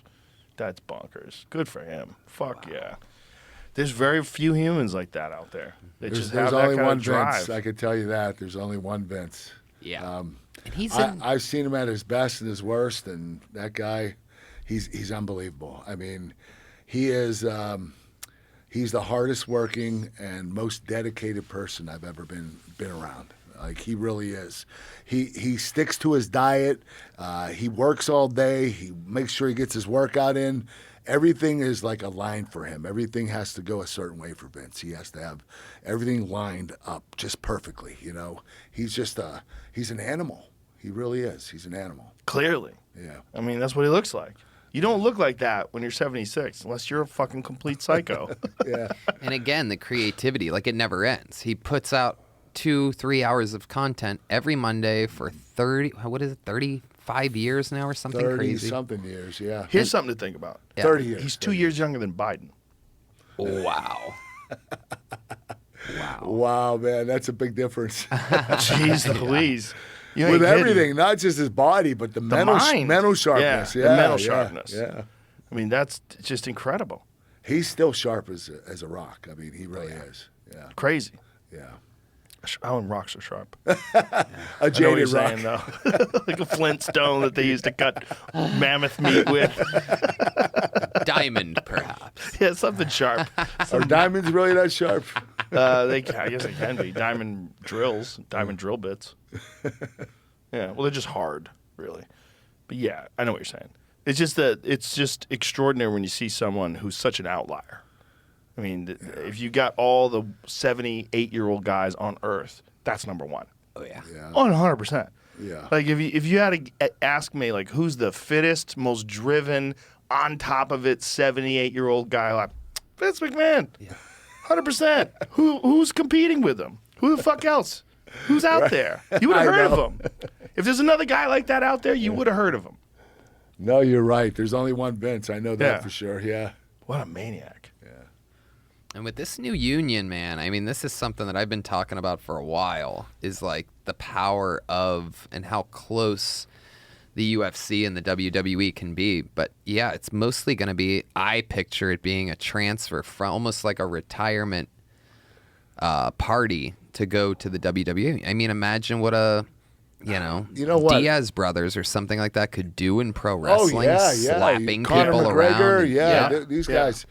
But you know, I just don't see. Well, I guess there are guys. I'm just wondering if I know that Dana and Vince, they didn't. Okay, their contracts have specifically that you can't go to WWE or WWE, you can't go to UFC. Right. Like they're like going against each other when they shouldn't be. They should be worried about AEW. WWE should be worried about them, Their and not the contract- UFC This merger, that's a part of the or contract? Bellator. You know, Yeah. no, before the merger. Before I don't the know merger. what's going on now. Right. But they were in their contracts that you couldn't cross over to UFC. Interesting. And UFC couldn't cross over to WWE. Interesting. That's what's crazy. And I one's MMA and one's Yeah. pro wrestling. You know. Yeah, I think Derek Lewis. Oh, yeah. Derek Lewis. Oh, he's yeah. the number one heavyweight that I would say could transfer over to WWE and be a fucking huge star. Oh, yeah. He's so funny. He's entertaining. Oh Yeah. my God, he's entertaining and he's legit. Yeah. You know, everybody would know he's the most heavyweight knockouts in the history of the sport, and he's funny. Yep. He's funny. He's giant. Funny's a big part of it, man. Big part of it. I'll tell you what. I think Conor McGregor could have done really well in it too. He might still, but he's got so much money.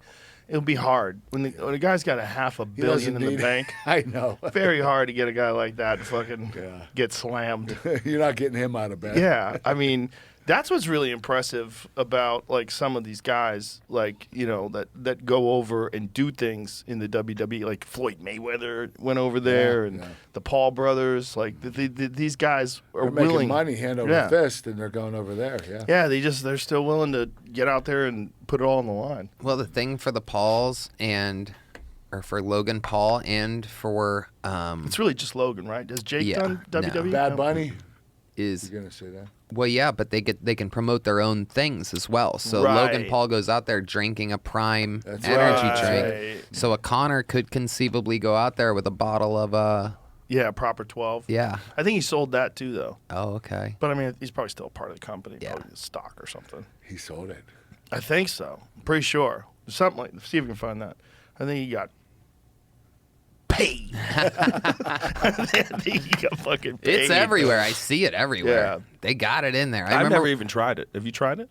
I don't Here think it goes. so. How much did Conor McGregor Oh. sell? Proper number 12. 600 million. 600 million. Cha-ching. Made $100 million from the Mayweather fight and just started rolling. Wow. It's worth $500 million. And he's, 35. Is that it? That's it. Yeah. I mean, if it wasn't for his leg snap, he's still in the prime of his career. But that leg snap's a real problem. That's a real Yeah, problem. He's not coming back from that, huh? I don't know. I mean, if he does, he'll be the first. And if anybody does, maybe he can do it. Yeah. If anybody can do it, maybe it's him because he snapped his leg in the prime of his career. Anderson was a little older. I believe he was 36 or 37 when he snapped his leg. Chris Weidman was a little older.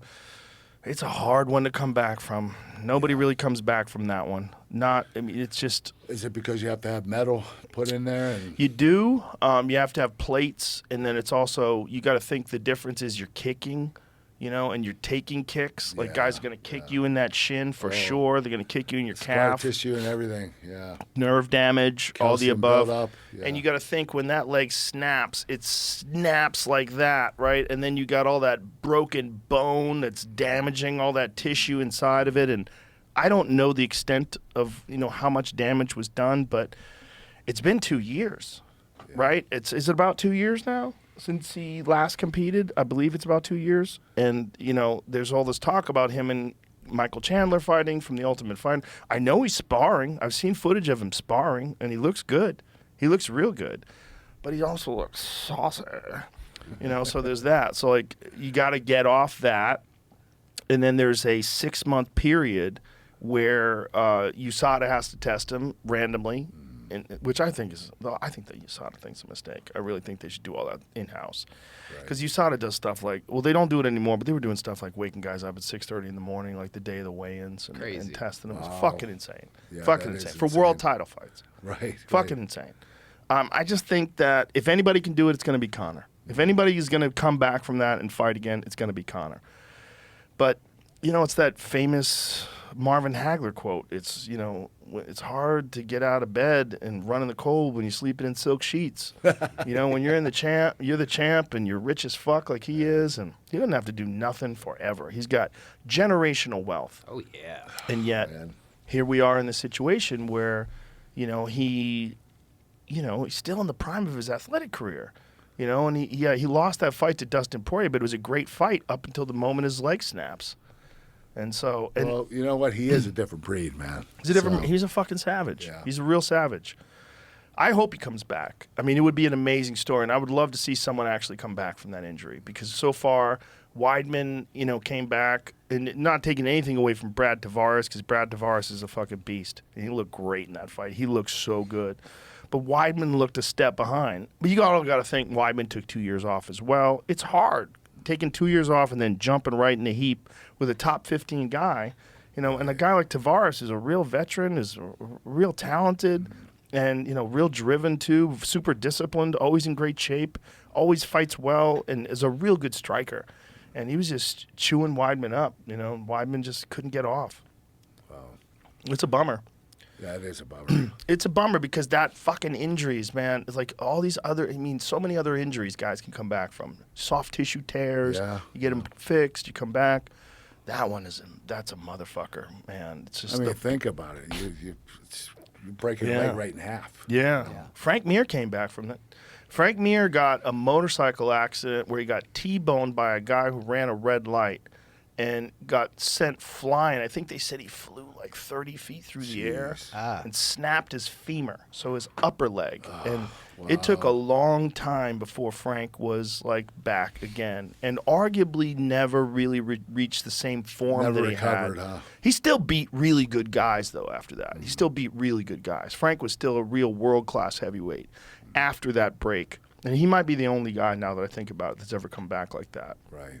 But everybody, that was, I don't know the extent of that injury. I do know that he had like real problems with that leg though, and there was a real touch and go moment where they didn't know if he was going to make it. Right. I mean, you snap a femur, that's that big bone, and there's some blood flow. It's so thick. You know, to snap that thing. You know how hard it is to snap that. Yeah. It's just when you got to buy a car. You know, it's a different situation. But it's just that lower leg snap.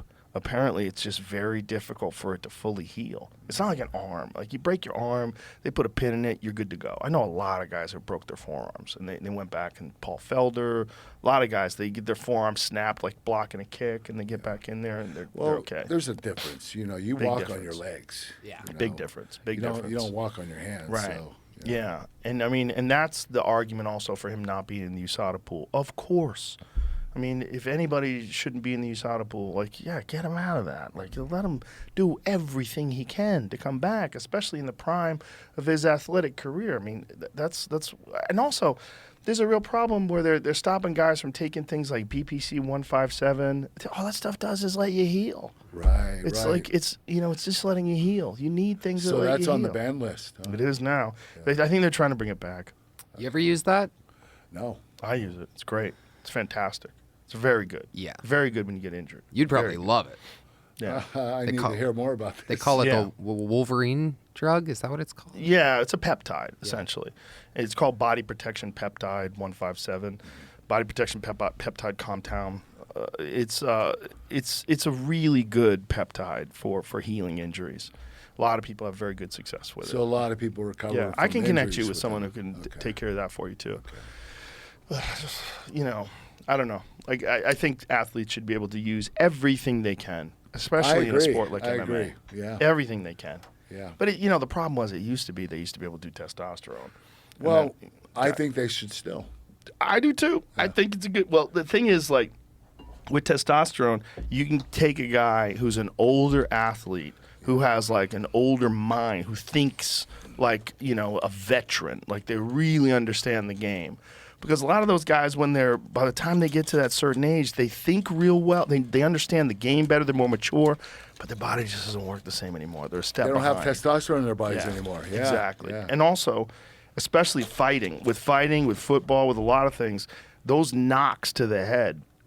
There's a guy named Dr. Mark Gordon, who's a friend of mine, who specializes in traumatic brain injuries. And he says one of the real problems is you get damage to your pituitary gland. So the damage to the pituitary gland from getting knocked in the head a bunch of times is your body's just not producing testosterone anymore or other hormones. Your body's just like very deficient in hormones, which makes those guys depressed too. So they're dealing with all that. They're dealing with depression. They're dealing with, fatigue all the time. And it's just like, but the problem is with fighters, you tell them they can take testosterone. Some of them, they go Vitored out. Oh, yeah. Like when Vitor was in his prime, I still to this day think that the TRT Vitor was one of the greatest fighters of all time. When he was juiced to the tits, he would come out there like a fucking alien and just attack. He was so confident too because he was just so juicy. Yeah. He was juiced up. And so skilled. It was a combination of those things. So he's an older athlete. So he had been fighting. I mean, I was at the first UFC that Vitor fought at in UFC 12. I was actually training at the same gym as him. I was at Carlson Gracie's gym in Hollywood.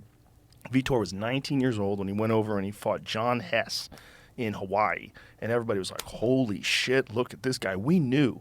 Like, all the guys in the gym knew, like, Vitor was the future. Right. And then, when he gets older, it's like your body's slowing down. And also, he did a lot of stuff when he was younger, too, and that limits your natural production of testosterone. So as soon as they start telling you, like, you got to fight on the natch, everything's just slower. It just doesn't. You know what? When you get older, you lose testosterone. Yeah. Now, I'm on a program right now, my wellness doctor, that I'm on the level of testosterone that I was when I was 30 years old. So he only gives me a certain amount. I take a half a cc of testosterone a week to keep my testosterone at the level that it should be. I'm not going above and beyond and trying to, trying to be abuse a it. Yeah. Right. Yeah. So I take a half a shot of test a week just to keep my testosterone at the right level. Yeah. Between 600 and 800, I think is what it is. That's a good level. Yeah. I do the same. Yeah. Yeah. And that's that allows you to function. Your body functions like a young man. Like, I'm 56 years old. I don't have any problems in terms of like my body working well. Yeah, me neither. I mean, except for my injuries. Yeah, except for your injuries. But other than that, it keeps your energy level. It also helps your immune system. A lot of people have it in their head that it's cheating, right? They think about Mark McGuire and Sammy Sosa and all that shit and getting busted and. They think it's got a negative connotation in a lot of people's minds that testosterone replacement is, oh, you're doing steroids, you're cheating. Right, but if you're intelligent about it and if you do it with a good doctor and you get your blood work done and you don't abuse it, it's very good for you. It is. Yeah. And that's why I do it. Yeah, me as well. And I condone anybody out there that's in their 40s or 50s that's, doesn't have a lot of energy and was wondering what's going on. Go get tested. It would be See good what if your they did it testosterone level is.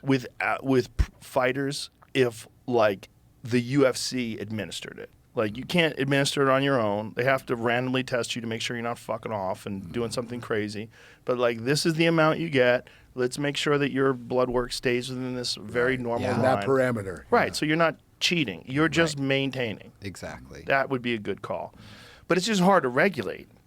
Especially you got guys who are, they're in Russia, they're in Thailand, they're training. Like, you're gonna send people over there to test them. You see them over in Thailand, they're looking like a fucking like a human pit bull. But the thing is, if you're on that stuff like that, my God, you could train fucking 3 times a day. Yeah. You really, if you really go crazy with the test, like Alistair Overeem in his prime, you like that guy. He's my favorite example. Alistair Overeem when he fought Brock. Jesus Christ. Oh my God, I know. Jesus Christ. He was so juicy. But he was so good too. He's so skilled. It wasn't just a guy on juice. It's a guy on juice who was a K1 Grand That Prix could go, champion too, yeah. who was also won the Abu Dhabi trial. Have you seen him now? Alistair now is a vegan. He lost 60 pounds of Holy muscle. Oh shit. Yeah, he looks like fucking Kurt Metzger. Oh my god. It's like, see if you can find Alistair Overeem now. He's lost so much weight. It's crazy. And he only eats vegetables now. He's like, No meat. No. He's like, meat is bad for you. I'm like, no, it's not. Who are you talking to? Oh man. Let me get you some really good scientists that fucking actually understand nutrition. And he's talking to some fucking kook in Holland who's got wooden beads around his neck. Look at him now. Oh my my gosh, God. that's not Yeah. the same person. He's not the same person. I mean, I think he's probably natural now. I mean, also maybe look how thin he is. Whoa. I think you just kind of get tired of being a fucking assassin. You just want to be a nice guy. You're like, I'm done.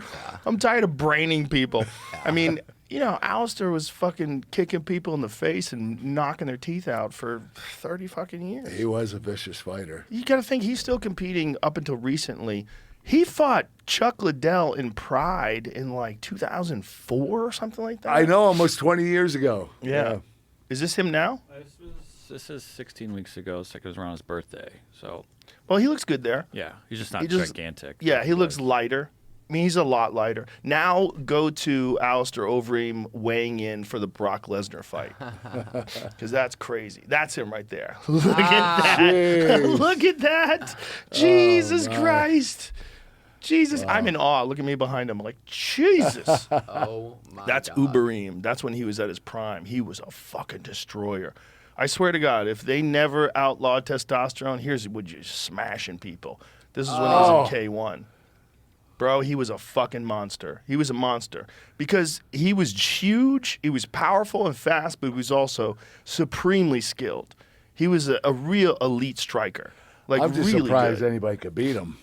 Well, you know, like he put it on the line. He fought everybody. He fought Badr Hari when Badr Hari was in his prime, knocked Badr Hari out, and then Badr Hari knocked him out in the rematch. Like, those guys got knocked out a lot, and that's part of the problem. If you look through Alistair's career, I don't know how many times Chuck knocked him out. I don't know how many times he got knocked Francis Ngannou knocked him into veganism. out. Bro, he sent him to the dark lands. Oh, we really were there did. for that one, and it's different. It's you know, sometimes it's different not on TV. Yeah. When you're there and you physically watch somebody's head go backwards And their like soul that. leave their body. Oh Yeah. my! That's Did one you of see the that all-time knockout? fucking. No, I ones. did. Okay, find Francis Please. Ngannou knocks out Alistair Overeem. Ooh-wee. And by the way, this is Alistair Overeem post USADA, right? So this is a different Alistair. This is Alistair natural. Gotcha. And also natural after taking supplements for who knows how long. He was still a big guy, but look how small he is in comparison. And Francis is a natural 265 plus. Francis has to cut weight to make 265. Francis is fucking huge. And also the absolute scariest fucking guy to ever compete in the heavyweight division. Francis fucking scared everybody. He is a badass. Oh, he's so good. And his fucking knockout power is so ridiculous. He's such a heavy striker. Here it is. Boom. Boom. I Now, mean, did the he ever fight dark John lands. Jones? No, he didn't. But he might still. They've left that door open. Francis is actually coming in soon. And I'm going to talk to him about this because I think, watch this. Look at this left hook. Boom. Oh, wow. I mean, insane. His head snaps back to where he's looking at his heels. Yeah, look at that. Look how far his head snaps Oh back. God. You ever been knocked out? Not out cold. I got TKO'd in my last kickboxing fight, Mm-hmm. but I've never been knocked out like that. That's I've seen a lot of people. Got to be a scary situation when you wake up and come to. There's one where I got knocked out. Is this one right here? Yeah, the table gave too early. My head hit the concrete floor. Oh God. Oh, My hands God. were behind my back. I was on Loopy Street. Look, I start trying to get up, and Hunter's gonna pull me back down, like he wanted me to stay there because He was snoring. Yeah, and so what happened was, okay, this has been fast forwarded, but what happened was, I was supposed to pretend to get knocked out. That's why we did the thing on the table. So it was supposed to be a pretend spot. So I'd get taken to the back, and then I was supposed to be come back to finish the match. You know what's crazy is that you guys use regular tables. Don't you think you should use a fucking wrestling table? Shouldn't someone design a table that can take the kind of fucking weight that you guys can? You guys are you're right. regular conference You're right. tables from Costco. They're just rolling in fucking regular tables. Hey, that's wrestling, man. Yeah. They don't spare any expense. They just So use what did they you have. wake up and realize what was happening? All right, I don't remember any of it. What happened was they wheeled me back, and Rock and Triple H were out there still wrestling because it was a triple threat match. I was part of it, and they wheeled me back, and I'm back there, and they're getting ready to do a live shot of me. They're getting ready to do a live shot of me where I was gonna tell them. Stephanie was gonna say, "Kurt, I want you to go out and help Triple H. Do it for me," and I was gonna say, "All right, I'll do it for you, Steph." So they told me to say it, and I forgot. So I said, "What am I saying again?" And Stephanie said, "Just say I'll do it for you." I said, "What am I saying again?" I did this like 8 times. And Vince is in the background. He's like, "God damn it, get him some smelling salts and get him out there." So I end up going back out, and I don't remember. I don't remember any of it. They carried me through the match, and there were spots where I had to duck, and they actually pulled my head down and, would hit somebody else when I was supposed to duck at it, Like I wasn't able to do it. So I was out there just, being a dead human being, and they're like pulling me around, and in pro wrestling, you can still have a match even if one person is incoherent. So that the other person carries that person and tells them to do whatever. So they were telling me what to do during that match. But I don't remember anything. I ended up in the hospital that night, and I came to and said, "What happened?" They said, "Oh, God, you don't remember anything tonight?" I said, "No, I don't remember anything." They should have probably taken you to the hospital immediately, which is what's crazy about pro wrestling. Like, no, the show must go on. Well, listen, that wouldn't happen now. This was in like 2000. Yeah. It was a different time. Yeah. That's what's crazy is that they really didn't understand head trauma until, really that movie Concussion. When that movie came around, then people started looking at like what's going on with football players and what's going on with boxers, and they really started looking at it more differently.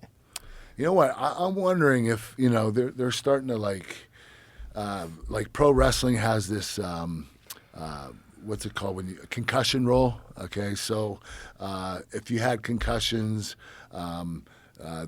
they'll take care of it. So what I'm saying is, don't you think UFC that a lot of their fighters are going to end up with some kind of brain damage? 100%. And that there's going to be some liability that comes out? Well, I don't know if there's going to be I'm just wondering if something like that is going to happen, because these guys don't use gloves. Right, They right. got the small ones. Well, on. not only that, you're getting kicked. You're getting kicked in the head, kneed. yeah. Yeah, you're getting kicked, kneed, you're getting slammed on your head. You see all the damage that's done in boxing. Yes. And, MMA is probably worse. Like, think about when Leon Edwards knocked out Kamaru Usman. Think about that kind of a strike. You're getting head kicked by one of the greatest strikers to ever do with sport. Might as well get hit in the head with a baseball bat. Might as well. A leg of an athlete like that is It's as hard as a bone. wooden bat. You're getting bone, shin bone, right to your neck. Yeah. Oh, It's crazy. And, who knows? They do their best to mitigate some of that in training, but some guys don't. Some guys spar real hard in training. And it's like, it's part of the sport. And they know it coming in, and they now, there's no denying it. You're literally in the brain damage business. Here it goes. Boom! Oh, jeez. And when you know how good Kamaru takes a shot, to see Kamaru go out like that Now, is just what nuts. kind of long-term damage do you think that just occurred to that guy? It's a real good question. And it varies with everyone. There's some guys that got knocked out a bunch of times and they're fine. And there's a thing called, I think it's called APOE4. There's like a gene expression that if you have that, you're more susceptible to CTE than other people. And it's different. But it doesn't mean that you're immune to it if you don't have it. You're getting kicked and punched and headbutts. Guys clash heads all the time. It's a very, very, very hard sport. And without doubt, there's going to be guys who the rest of their lives are dealing with the consequences of that. And we see it. We see it with the older fighters. You know, some of these guys are just in complete agony. Like Don Fry. Don the Predator Fry is a legend, like one of the greatest ever. It's a legend, yeah. Don was in here. I mean, he's hurt, man. It's hard for him to walk. You know, he's like everything is in pain. He can't hardly move that good. You talk about an old school fighter, man. Old that school. guy was a badass. He's a bad motherfucker. He's a real old school man. He's there at the beginning. Yeah. Oh, yeah. The very, very, very early days. Mark Coleman, too. Yeah. Look, Mark Coleman's got a celebrity boxing match in October against Montel Griffin. Montel Griffin, who fought Roy Jones Jr., who was a Is light that why heavyweight Mark's champion. been training? Okay. Yeah. Hammerhouse for life! Yeah, if you watch his Instagram, You know what? he's a He was maniac. one of my opponents to make the Olympics. Was he really? Yeah, him and Mark Kerr. Oh, wow. Yeah, they were badasses. Those two gave me the worst problems in 1993 and 94. Really? They're the ones that were beating me. And then I ended up beating them in 95, 96. But I went through, if you saw my documentary, it's about my training and what I did. What I was doing was exhaust training. That's when you train till you're exhausted, and that's when the training actually begins. And it's almost a form of torture. I learned it from the University of Iowa head wrestling coach, Dan Gable. Yeah. Dan Gable's He a taught his fucking wrestlers man. this. And it's about staying in someone's face and just keep going at it. Just never back off. Just stay in there and just keep hand fighting and keep attacking. And that's what I was doing. I was staying on my opponents and getting them tired. Once I got tired, I was scoring. And so I wasn't the biggest or the fastest or the strongest or the most technical. But what I knew I could be is the most well-conditioned. Here it is. This is Kurt Kerr. This is Angle, Mark Mark Kerr. Kerr. Yep. Wow. This is Mark Kerr when he was a normal size. Yeah. Mark Kerr went on to fight in the UFC and went on to fight in Pride. Oh, my God. Oh, the Smashing when he was the Machine. Smashing Machine, Yeah. yeah. That documentary is insane. Have you seen that? Yeah, I the did. documentary on Kerr? I did. Mark Kerr submitted Dan Bobish in the UFC. I was there for this fight. He got on top of him and he stuck his chin in Bobish's eye socket. Oh. Grabbed the back of his head and drove his fucking chin into his And eye he has socket. this pointy to tap him. chin, too, man. And he was just a giant of a man. He is. Show Mark Kerr in his prime. I mean, his trap started at the top of his ears. I know. He was an animal. He was so fucking huge. He got, listen, by the time 96 came around, he didn't look like that anymore. He was like 250, and he That's wasn't it back that then. big. He wasn't Look that at the big. size of him, Yeah, bro. you got to be 300 pounds there. He was a monster. He was a monster. And then he was a monster in Pride. He was such a machine. Yeah. But he's another guy who fell victim to pain pills. Yes, he did. And what's crazy about that documentary, The Smashing Machine, is they caught him in his prime, and what they were documenting in that documentary was a guy who was like this unstoppable force. Mm-hmm. They didn't know that he was at the verge of collapse. They didn't know that he was in the middle of Oh, this they pain were addiction. just doing the documentary because of how dominant he Yes. was. Wow. Yes. The documentary originally was just about this guy who's this unstoppable force who was competing in Japan in the height of Pride. In the height of Pride, they were doing this like Japan is so different. When we had the UFC in Japan, they're so knowledgeable and so respectful. It's such a part of the culture. That the matches were huge. They did the Saitama Super Arena. It was 90,000 people. And that was when Kerr was in his prime. So what they were documenting was this guy from America, this insane wrestler, this gigantic man that they call the Smashing Machine, going over there and dominating. And they caught him right when it was all falling apart. Oh, and then that's where the story changed, right? Yes, Yeah. and that's the documentary. And it is about pain pills. It's about pain medication. I mean, I think he was on a bunch of different things. But it was just dealing with the constant He was the injuries. most talented individual I've ever stepped on the mat with. I mean, he was really good. Really? Really good, yeah. Yeah, he won the NCAAs at 190 my senior year. I won at heavyweight. And then he moved up to my weight class. Wow. Yeah. He just kept getting bigger and bigger. I mean, Yeah. kid's 6'4", so he had a lot of range, Yeah. long arms, and you knew he could fill in. I didn't know he was going to end up being 310 pounds. So. Yeah, and then back then, if you were either going to go into pro wrestling or you were going to go into MMA, and back then in MMA, like Mark was competing in the early days of bare knuckle. Yeah. You bare knuckle, wearing wrestling shoes, and Coleman as well, with headbutts. Yeah. That was the other thing back then. Yeah, they were legal. Yeah, headbutts were legal. I wonder if you could still do that eye socket move. I don't even know if that's illegal. I've never seen anybody do that since. See if you can find that. Mark Kerr submits Dan Bobish. Did he submit him with it? Yes. Oh, he And tapped him. Yes. Oh, yeah. He tapped him Oh. with a fucking chin to the eye socket. By the way, Bobish was fucking huge, too. Right. Bobish was a giant of a man. So for him to do that to Bobish, but Bobish is just not that level of wrestler. Right. When you get that big, I mean, there's big, and then there's that big, but also talented. Right. And that was Mark Kerr. That big. He had like a head arm and drove his chin in. I want to say he mounted him. I think he mounted him. So here he is. Side control. So he got on top of him, shoved his chin in his eye socket, and just fucking drove it in there and tapped him. Oh my God. I mean, the guy's in fucking agony. Wow. And you look at the size of Bobish. Bobish is fucking huge, He's too. selling his eye, too. Look at Kerr. Jesus Christ. Oh, he does have a scary chin. Yeah, he just shoved that thing right in his eye socket. Wow. I don't think anyone's ever done that since. The Leno choke. God. The Leno choke. It wasn't a choke, Watching man. him, I lost a lot Look of at this. sleep over this guy. Look at this. He jumped across to get more freedom of movement. Bobish readjusts, he's tapping out. That's it. And we've got a champion in Mark Kerr. Look at that. Early days. So I guess he was wearing gloves in this one. But when he started, he definitely was in the no glove stage. Who started first, Kerr or Coleman? Well, Coleman was the first ever UFC heavyweight champion. Okay. Coleman beat Dan Severn, and that was in 1997. That was the first Is that UFC when he that I made him worked. tap out with a headlock? That's well, how he- strong Coleman was. Yes, he was very strong. He got him in like a judo, like a head and arm. Yeah. So it was a choke, but it was a power choke. So what he did is he basically got head and arm inside control and got a hold of him. See if you can find that. Dan Severn, Mark Coleman. To me, it looked like a headlock, and it was Yeah. like, I know how strong he is. Yeah. So I was like, I would probably tap out too. Yeah, it was a headlock, but it was also like he had him completely trapped in there. And that's Coleman in his fucking prime.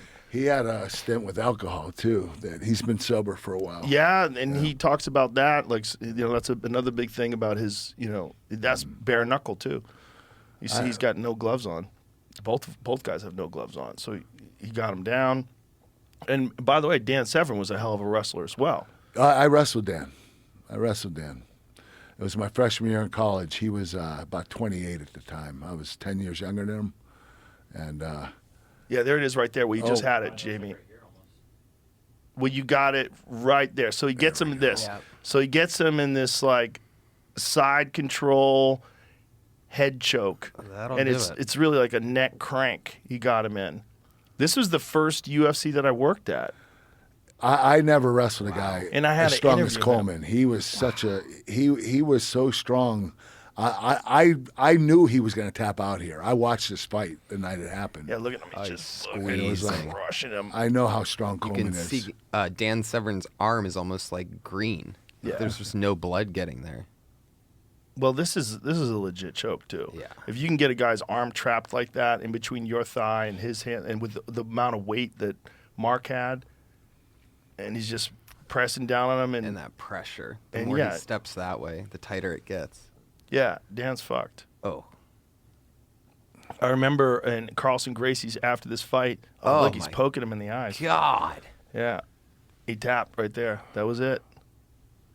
And that was how Coleman became the first ever UFC heavyweight champion. Wow. That was UFC 12. And I had to go and interview him afterwards. He was just he was like, "Who the fuck are you?" And he's like, just jacked out of his mind. This is me interviewing him. Mark, if we can get a couple words of you, congratulations. Unbelievable, impressive performance. Thank you.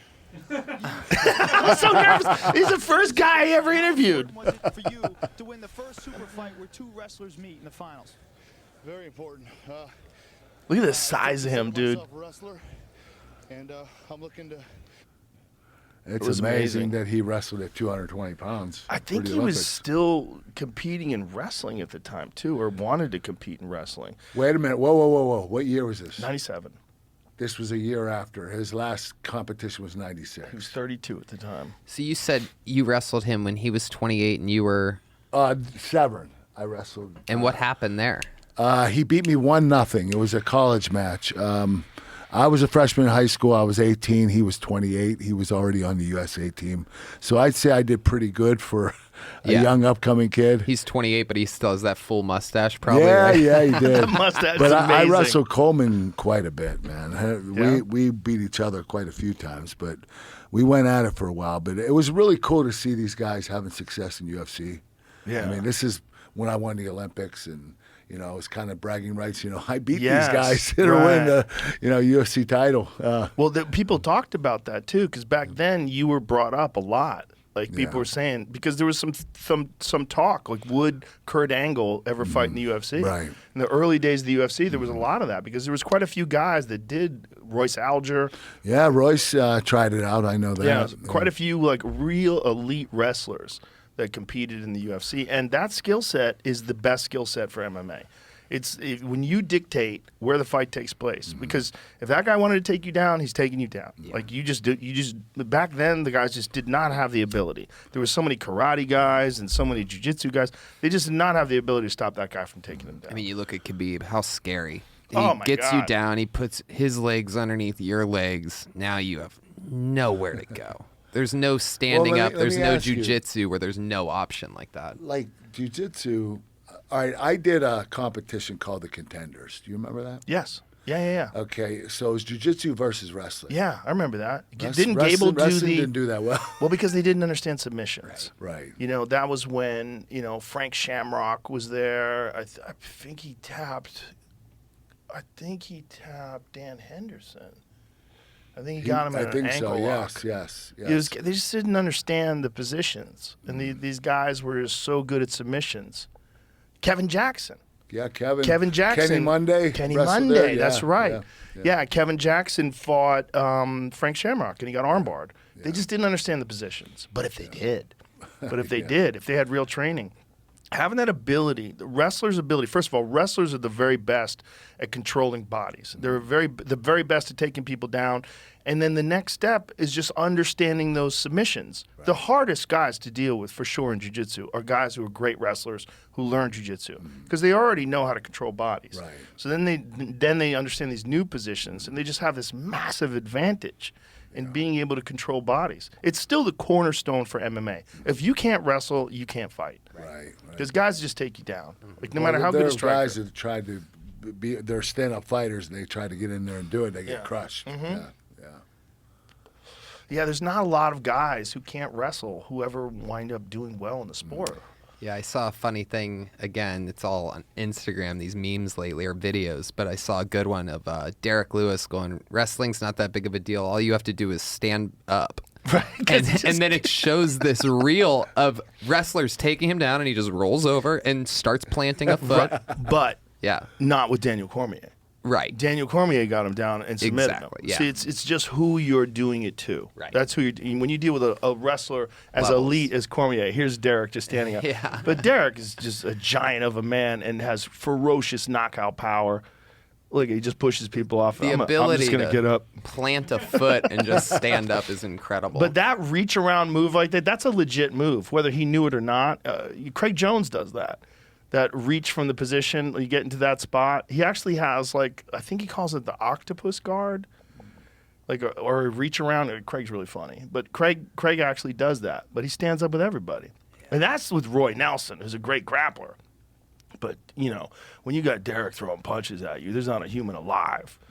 I mean, that guy punches so fucking hard. Scary. He's so crazy powerful. Look, he just gets up. Jeez. He just Yeah. gets up. Yeah. And if you're fucking Roy Nelson, you're like, oh, shit.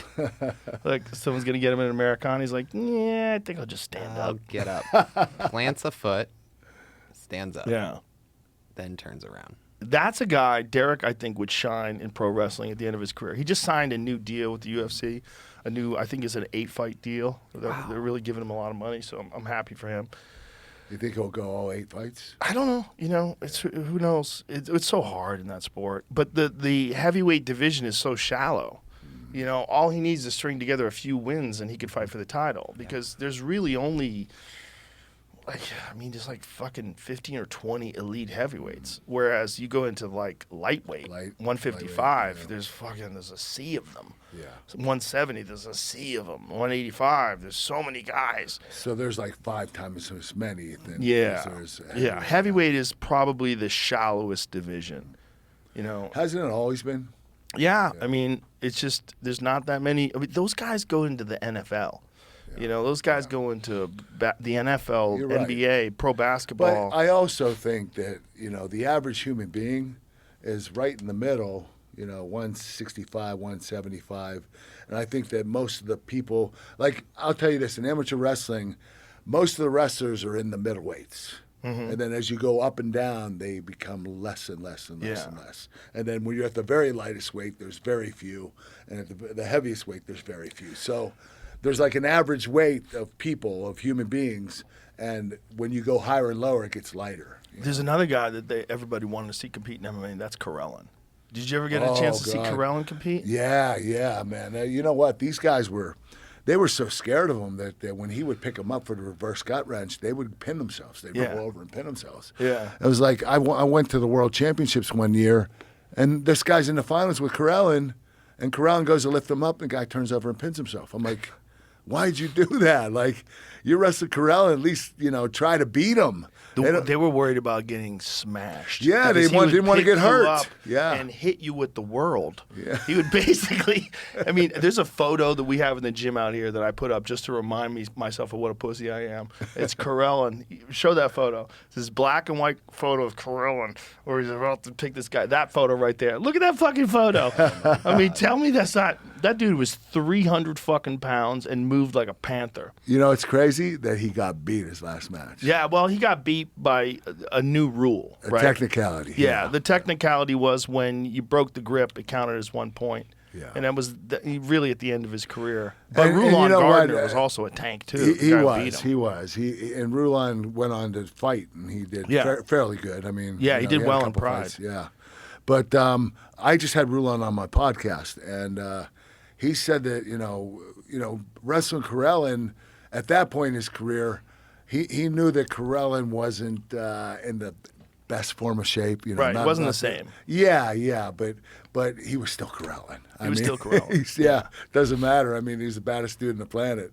He was so and big. for Rulon to stay close with him and then end up beating him on a technicality, that's still pretty impressive. Very impressive. Yeah. If you watched Karelin training, though, what was so fantastic about Karelin was his mobility. Yeah. Even though he was this enormous guy, his mobility was sensational. See if you can find some of that footage of Good Karelin athlete. training. Good athlete, Incredible athlete. For a giant guy, he really emphasized his movement. And, you know, the Soviet training, what they were doing with those guys back then was so technical. Well, you know the rumor about him, right? They called him the experiment. Yeah. Well, his parents were like small. They were like my size. Yeah. And then, you know, all of a sudden they have this kid that just looks like some science project. He does. He does look like an experiment. It's like Ivan Drago, was based off of, right? Bro, he would have pretty picked much, Ivan correct. Drago up and spiked him to China. His feet would have been poking out of the fucking top of the earth. But if you watch his training, like a lot of his training was like box jumps and kettlebells and mobility. A lot of it was like movement based. He was very, very flexible. So you see that when you kind of fast forwarded through that, but what they showed before when he was on the mats there, look at that. Him wiggling around on the top of his shoulders. Wow. Look at that kind of agility. That's called mobility. Yeah, for a 300-pound guy. I mean, and this is at the end of his career too. But he was all about athleticism and, you know, and also being fucking enormous and incredibly strong, but moved like a panther. Now, why didn't he fight? He had one kind of fake fight. I think he had one, like, in Japan. What was interesting about Japan had real fights mixed in with fake fights in the beginning. They eventually became all real fights. That was Pride, right? Yeah. So there was some fights that they had, and also in some other organizations, some smaller organizations. So is this Karelin? Yeah. So this was kind of like a fake fight. I think he gets tapped in here, and this is at the end. You know, he wasn't wrestling anymore, and I think they just probably gave him a lot of money. I forget how he loses here, but it seemed suspicious. You think he just threw it? I think so. I don't know. Doesn't really show the ending here. I'll be that honest could with have you. been them, but- Watching him compete, I just didn't. I always thought that if he ever fought, he would just dominate. Oh, I think he would have too. Yeah. In his prime, I don't think a human being would have been able to stop him. That was the end. That was the end? Okay, so he didn't I thought, I want to think, maybe he fought more than once. I don't think it was a real MMA fight, though. Because it just didn't, I don't know. It was weird over there because Japan had such a history of pro wrestling that a lot of their early stars, you got to pee? A lot of their early stars in MMA were also stars in pro wrestling, like Takada. When Takada fought in the first UFC. Nagata, yeah. But he fought Hickson Gracie, and that was a real fight. And Hickson was quite a bit smaller than him, but Hickson was the master of jiu-jitsu back then. I mean, he was so advanced. He was the man, huh? He was the man. Yeah. And, you know, he was the guy that when Royce Gracie won the UFC, everyone said, listen, Royce is great, but his brother is literally 100 times better That's than what I him. heard. Yeah, and then you would see him roll. What Hickson would do famously is he would teach a seminar with world champions in the crowd, black belts, teach a seminar, explain to him certain principles that he used, and then at the end of the seminar, he'd roll with everybody. And he would roll with them one at a time. So these guys would wait, and then these black belts, world champions, like the top of the food chain, they would go in there and roll with Hickson, and Hickson would tap them all. And there's videos of it, of him just effortlessly tapping everybody. Just rotating in and out, huh? Rotating. Yeah. No breaks. Bring in the next guy, my friend. Yeah. And they would come in and he would tap them too. It's just his level of jiu-jitsu was so advanced. His dad was Elio Gracie. He started when he was a kid. And the thing that separated him from so many of those other guys was his physicality. Because Hickson, his knowledge was as good, better than anybody's, but his movement and his physicality, he was jacked. Right, He was like one of the first jacked Gracies. Well, let me ask you this: Why was Hoist the one they pushed? There's a lot of talk about Is that. it because of Hickson's age, or No, because Hickson was still young. Okay. One thing was that Rorion Gracie, who started the UFC, he could control Hoist. Okay. And you couldn't tell Hickson what to do. Okay. And the thought was if Hoist ever lost, then they bring in Hickson. But Hoist didn't lose. Yeah. Hoist was tapping everybody. And it was in some ways a better advertisement for Gracie Jiu-Jitsu because you had this guy in Hoist who was 175 pounds who was tapping guys like Dan Severn with a triangle choke from his back. He was smaller, yeah. He was smaller than everybody. So it showed just that jiu-jitsu was superior. Right. Because the early days of the UFC was really an advertisement for Gracie Jiu-Jitsu. Yes, it was. Rorion was a genius. And his idea was like, look, he knew that jiu-jitsu was superior if you didn't know it. Right. So all these guys that didn't understand what those submissions were, they didn't understand those positions, and Hoist wore the gi. So when he would grab a hold of guys would instinctively grab his gi. They didn't understand. Yeah. They didn't know how to push him off. They didn't know how to leg kick him. They didn't know how to do any of those things back then. So they would wind up getting dragged to the ground, and Hoist was just so much better than everybody. Right. But still, his brother was so much better than him. Hickson, Yeah, Hickson was the man.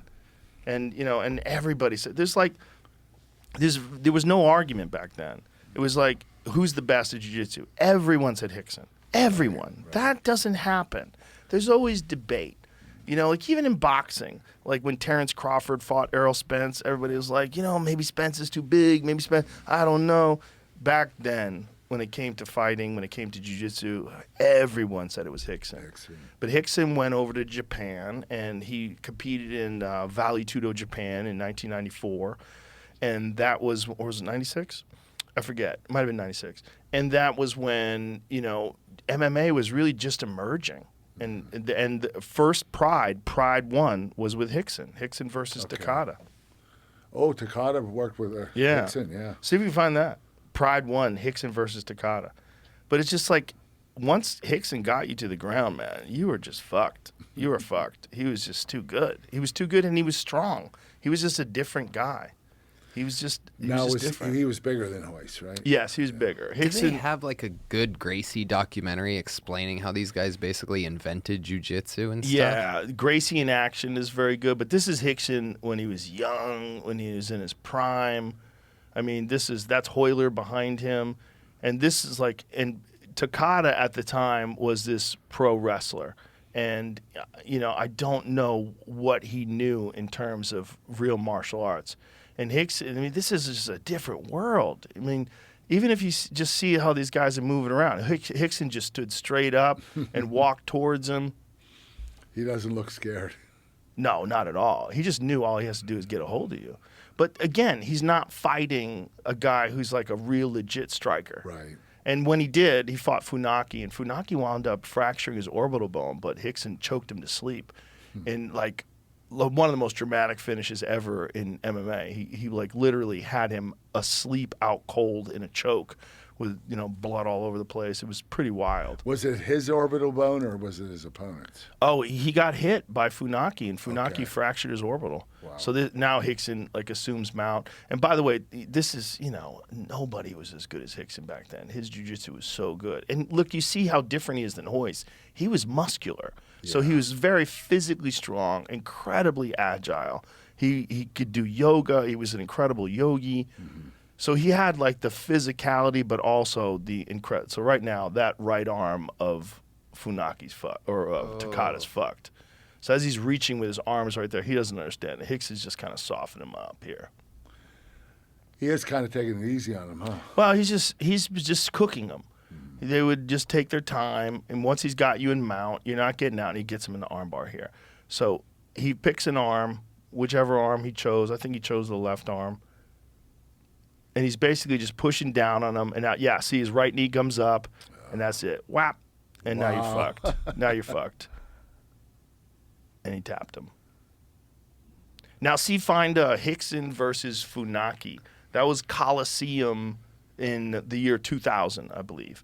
And that year was the year that was when Fedor was emerging and all these other guys were emerging. And this was Hickson's final fight. He didn't fight after this? This is it? No, this was it. This is his last fight. And they were talking about him fighting and competing against Fedor. That was the big one. And he wanted a very large sum of money that they probably should have paid him because that would have been insane. How good was Fedor? Fedor was amazing. He was amazing. He might have been the best heavyweight of all time. He certainly was in that argument in his prime. So he's beating him up here, and then he eventually gets his back and strangles him, and he puts him to sleep. And it's so dramatic because there's blood coming out of Funaki's face, and he catches the choke here. And Funaki doesn't tap either. He just goes out. He goes out. Yeah, he just goes out cold, but he goes out with his eyes open. So when you watch the choke, when they show right here, like this is it, is a wrap right here. God. So look at his eyes. Oh, Yeah, he's out cold. They're stuck open. Yeah, he's just out cold. Jeez. The early days, Kurt Angle, that was the early days. Barbaric. It was wild. Yeah. It's wild. And to see where it is now, and to see what's really crazy is this Francis Ngannou Tyson Fury fight that's going to happen. It is? It's happening. Yeah. Wow. October. Yeah, that's what Francis is coming in to talk about. He's been training for it. Yeah. Is that in America? No, Saudi Arabia. Oh, okay. Yeah, those Saudi Arabians, man. Oh, yeah. They're throwing that money around. Oh, yeah. Yeah. I don't know how Francis is going to do. This is a boxing match, right? Well, conventional wisdom says Tyson Fury, who's one of the greatest heavyweight boxers of all time, is going to box his face off. I mean, that's conventional wisdom. But there's also the possibility that he overestimates things, underestimates Francis, and gets clipped. Who knows? A few months, Tyson Fury could be a vegan.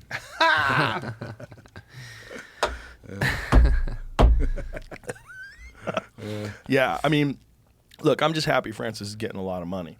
But Dana White talked about this recently, that there is a possibility that if Francis fights Tyson Fury and after that comes back and fights John Jones, that would be the ultimate. Yeah. Well, that That would could be be the ultimate. 2 straight losses for Yeah. it, too. Yeah, probably. That's the thing about John too. John could do everything. Yeah, He's you know the what? GOAT. He's my favorite. Yeah. Always has been ever since he came out, man. He is the most overall talented fighter I've So ever talented. seen. Yeah. So intelligent too. Yeah. Just knows what to do. By the time he gets in the octagon with someone, he knows everything about them. He knows all their tendencies. He knows what they do with So their he right does his legs forward. homework. Oh yeah, he's meticulous about it. It's not luck that makes John that good. It's Yeah, well, I thought it was talent. it's talent too. It's talent too, but it's one of those things, right? To be the best of the best, it can't just be talent. There's got to be so many factors. It's mindset. It's that warrior mindset. It's having an incredible skill set. It's just knowing so much about the art of fighting. And you got to realize John has been fighting at a world championship level for, God, what year did he win the title? I mean, he won the title when he was 22 years old when he fought Mauricio Shogun Hua. And since then, every fight he has had since then, except for like one or two, has been a world title fight, Wow. which is just nuts. Yeah. Just nuts. Talk about consistent. Yeah. Yeah. And again, that wrestling base. He's got that wrestling base. I mean, that wrestling base is, in my opinion, the best base ever to enter into MMA. And it's also what you were talking about with the training with Dan Gable. It's the mental toughness. There's no one more mentally tough. Yeah, wrestlers do have a lot of mental toughness, and it's a tough sport. It Yeah. really is. Yeah, It's as tough as it gets. yeah. I mean, and there's no money in it, right? So you have to be just tough. You can't be tough because you're going to buy a house. Tough because you want to drive a Bentley. Even the oh, weight cutting alone. Oh yeah, Did you ever have trouble cutting weight? I didn't cut weight. heavyweight. I wrestled up a weight class. Oh, Always. God, what a dream. I actually weighed 199 at the Olympics, and the lower weight class was 198. Wow. I could have made that. I wrestled at 220. Yeah. Smart. Yeah. And also, I weighed 197 when I wrestled Sylvester Turkey in the NCAA Championship, Division I championship, my senior year. He was 270. He was about 6'6", real big, big kid. Looked like a Greek god. And you were I was 199? 197. Yeah. Wow. Yeah. What was the mindset behind that of not cutting that extra pound? Why? Why do I want to? No, I could have made it easily. But Easy. What I did is I tricked myself and said, "You don't have to diet. You just eat whatever you want. You can stay where you are." So I figured, why? Well, I'm sorry. College is 190, not 198. That's Olympics. That was the old weight classes in the Olympics. College is 190. I would have had to lose 7 pounds to make it. So why starve myself when I don't have to? I could win at heavyweight. Wow. that was my that was my reason. Well, that's incredible because that's how good you were that you actually did that. Yeah, nobody else has that problem. Right. That's the whole mindset of weight cutting. Like, Yeah, I'd my- rather you know be the what? bigger guy. I was a hand fighter and I had great positioning, and that's why I won so many matches. That nobody could score on me, and I was always on them. I was getting them tired, and I never let them breathe. I was all over them, just hand fighting and attacking them and staying in their face, headbutting them, anything I could do. The time that you wrestled Brock, do you remember what you did? Was it double leg takedowns? Did you Duck unders? Yes. Yeah. Because Brock would come with these double legs. Right. He'd come up and I'd jack him up and duck under and get behind him. Yeah. So it would be like in a flurry. You know, I wouldn't just do a move. He'd do something, I'd counter and do it. You'd be happy to I was know I really beat good up on our friend David Lucas, who weighs about 330 pounds with a duck under. Who did? I did. You did? At 145 pounds. Well, David was tired in 13 seconds. Yeah. In 13, Yeah. David's a little overweight. All of his training is exhaust training. Yeah. He starts out Including tying his exhausted. shoes. Yeah. But there was a lot of shit talking before that. They wrestled on the stage at the Vulcan Comedy Club. Yeah. That was hilarious. He was talking shit for Yeah. months. There he is. Look David at him. was He's done. just flat. David was done. See me counting the score, 2 points. We had Chinese dumplings right before that. Whiskey, tequila, Chinese dumplings, and blunts. So it's not exactly a sanctioned wrestling match. It definitely was not that. It definitely was not that. I had to take off my cowboy boots to do that. I still have a bandana wrapped around my neck. I think there. he was didn't even wearing notice. socks too. Yeah. That what's just incredible about your career was that you were able to accomplish that by violating that one cardinal rule. You want to fight and be the biggest you can in your weight class, and you were like, "Fuck it." Yeah. I didn't want to have to do that. I didn't want to have to lose weight. I was like, why? I just wrestled 220 for the Olympics and heavyweight for college wrestling. How much do you think you weighed in the Olympics? I weighed 190. I weighed 199 when I wrestled 220. Wow. And the weight class below was 198. Were you So I was a faster? pound over. Were you a little bit faster This than was the big Turkey. guys? This is the guy 6'6". He was 270, and I was 197 here. Incredible. Yeah, That's incredible. Look at the size difference. this kid was he was he was a pinner. He pinned everybody.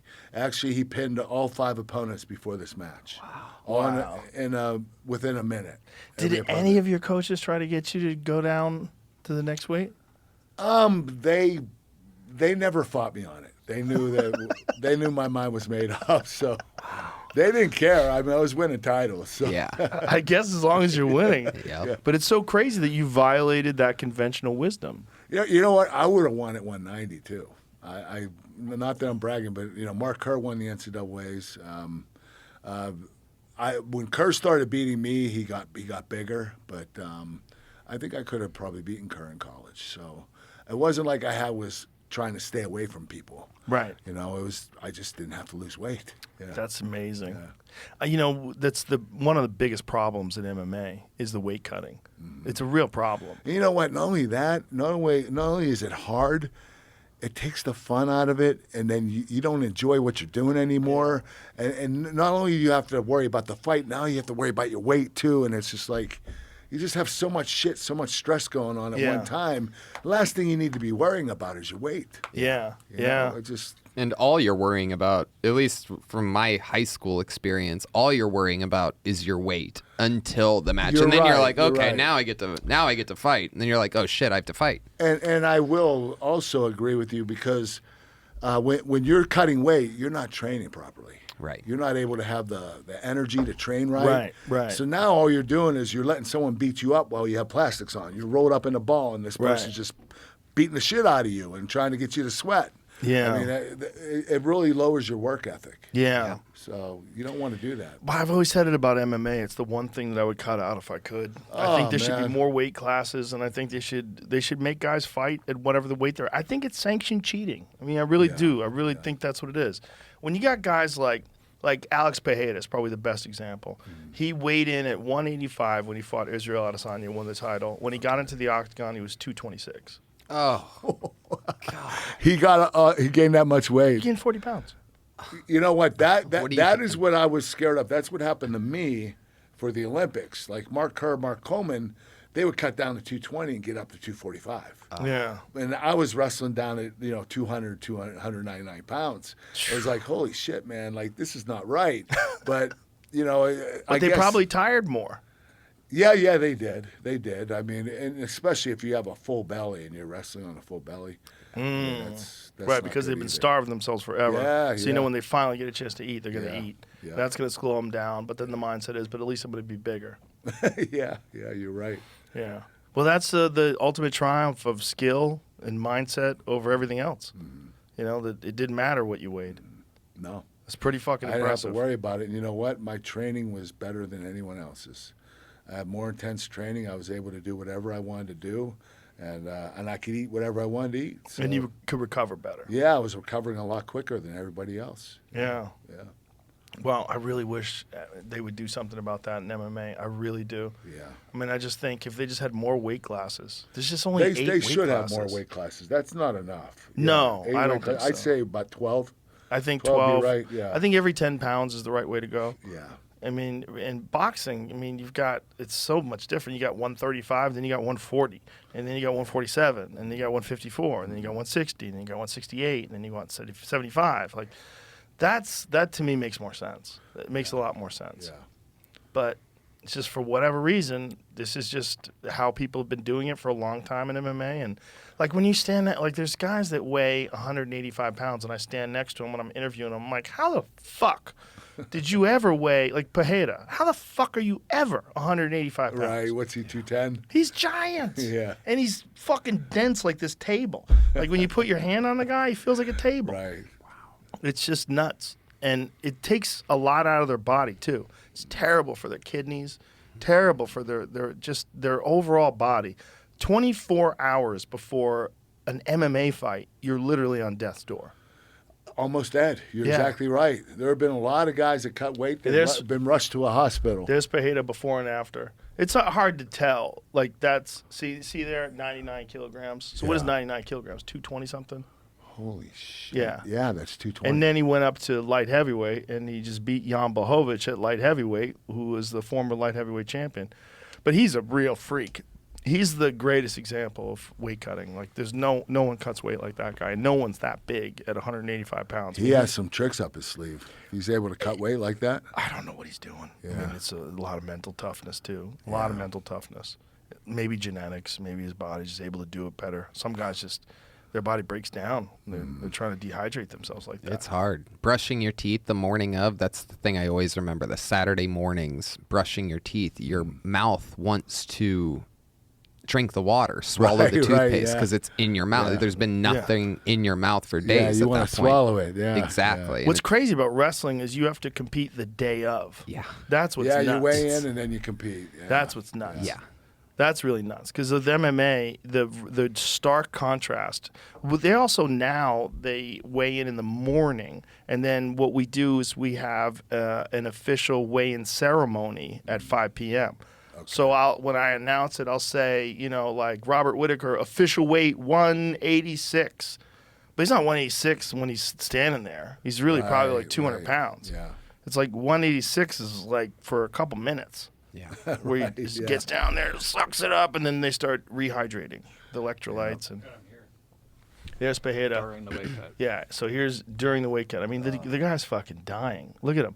He's just lying there. They're covering him with plastics and He has no energy. thermal suits. No, I mean, he's literally dying. I mean, you can't do this very long. And it takes a long fucking time for him to drain himself down to 185. And I think he's more suited at 205 anyway. How tall is he? He's big. He's about 6'4". Oh, gosh. Yeah, he's big, and just got giant mitts. I mean, his fucking hands are huge. This guy's got just paws, just massive knockout power, and a huge size advantage. But also, I think it affects your chin. I think when you do cut that kind of weight, you can't take a shot as well. I think you Right, take a shot better when your body's like healthy. Yeah. When you're eating right and Yeah. you're Yeah. mentally and physically strong. Yeah. So when Tyson Fury fights Francis Ngannou used to cut weight to make 265, Right. which is crazy because Is the he gonna UFC has is a he gonna weight have to limit. cut weight or not? No, Good. the UFC had a weight limit, which is nuts That On is their weird. heavyweights? on the heavyweights. Interesting. Yeah, because there's a super heavyweight division that we've never used. That's Does 260 anybody ever use it?